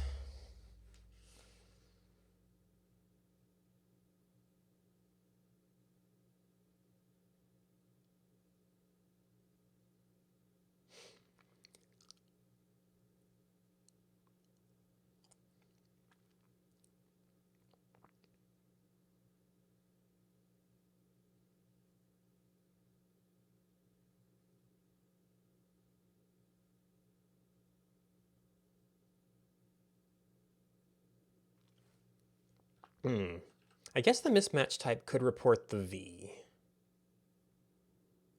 I just don't have a way to decode it yet. But if you debug a log date, you might be able to tell something.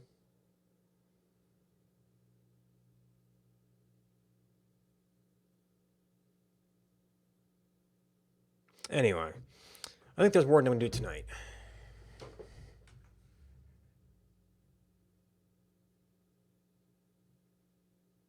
I never got a source up, did I?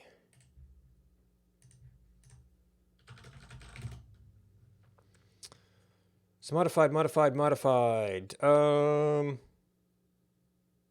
Yeah, I guess I should have added, well, no, I had parser. So decode is new, decode test is new. We're not doing the publics. Yeah, I should have added server before.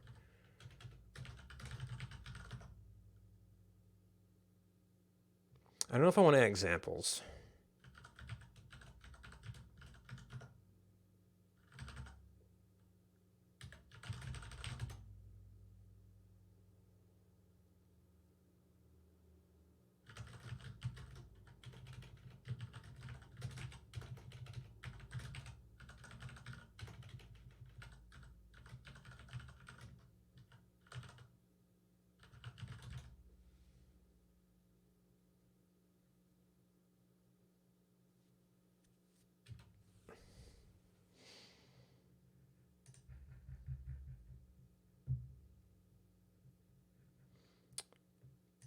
But that's it for now.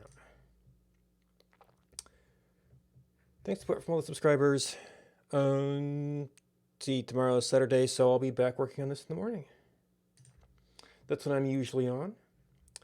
Good night.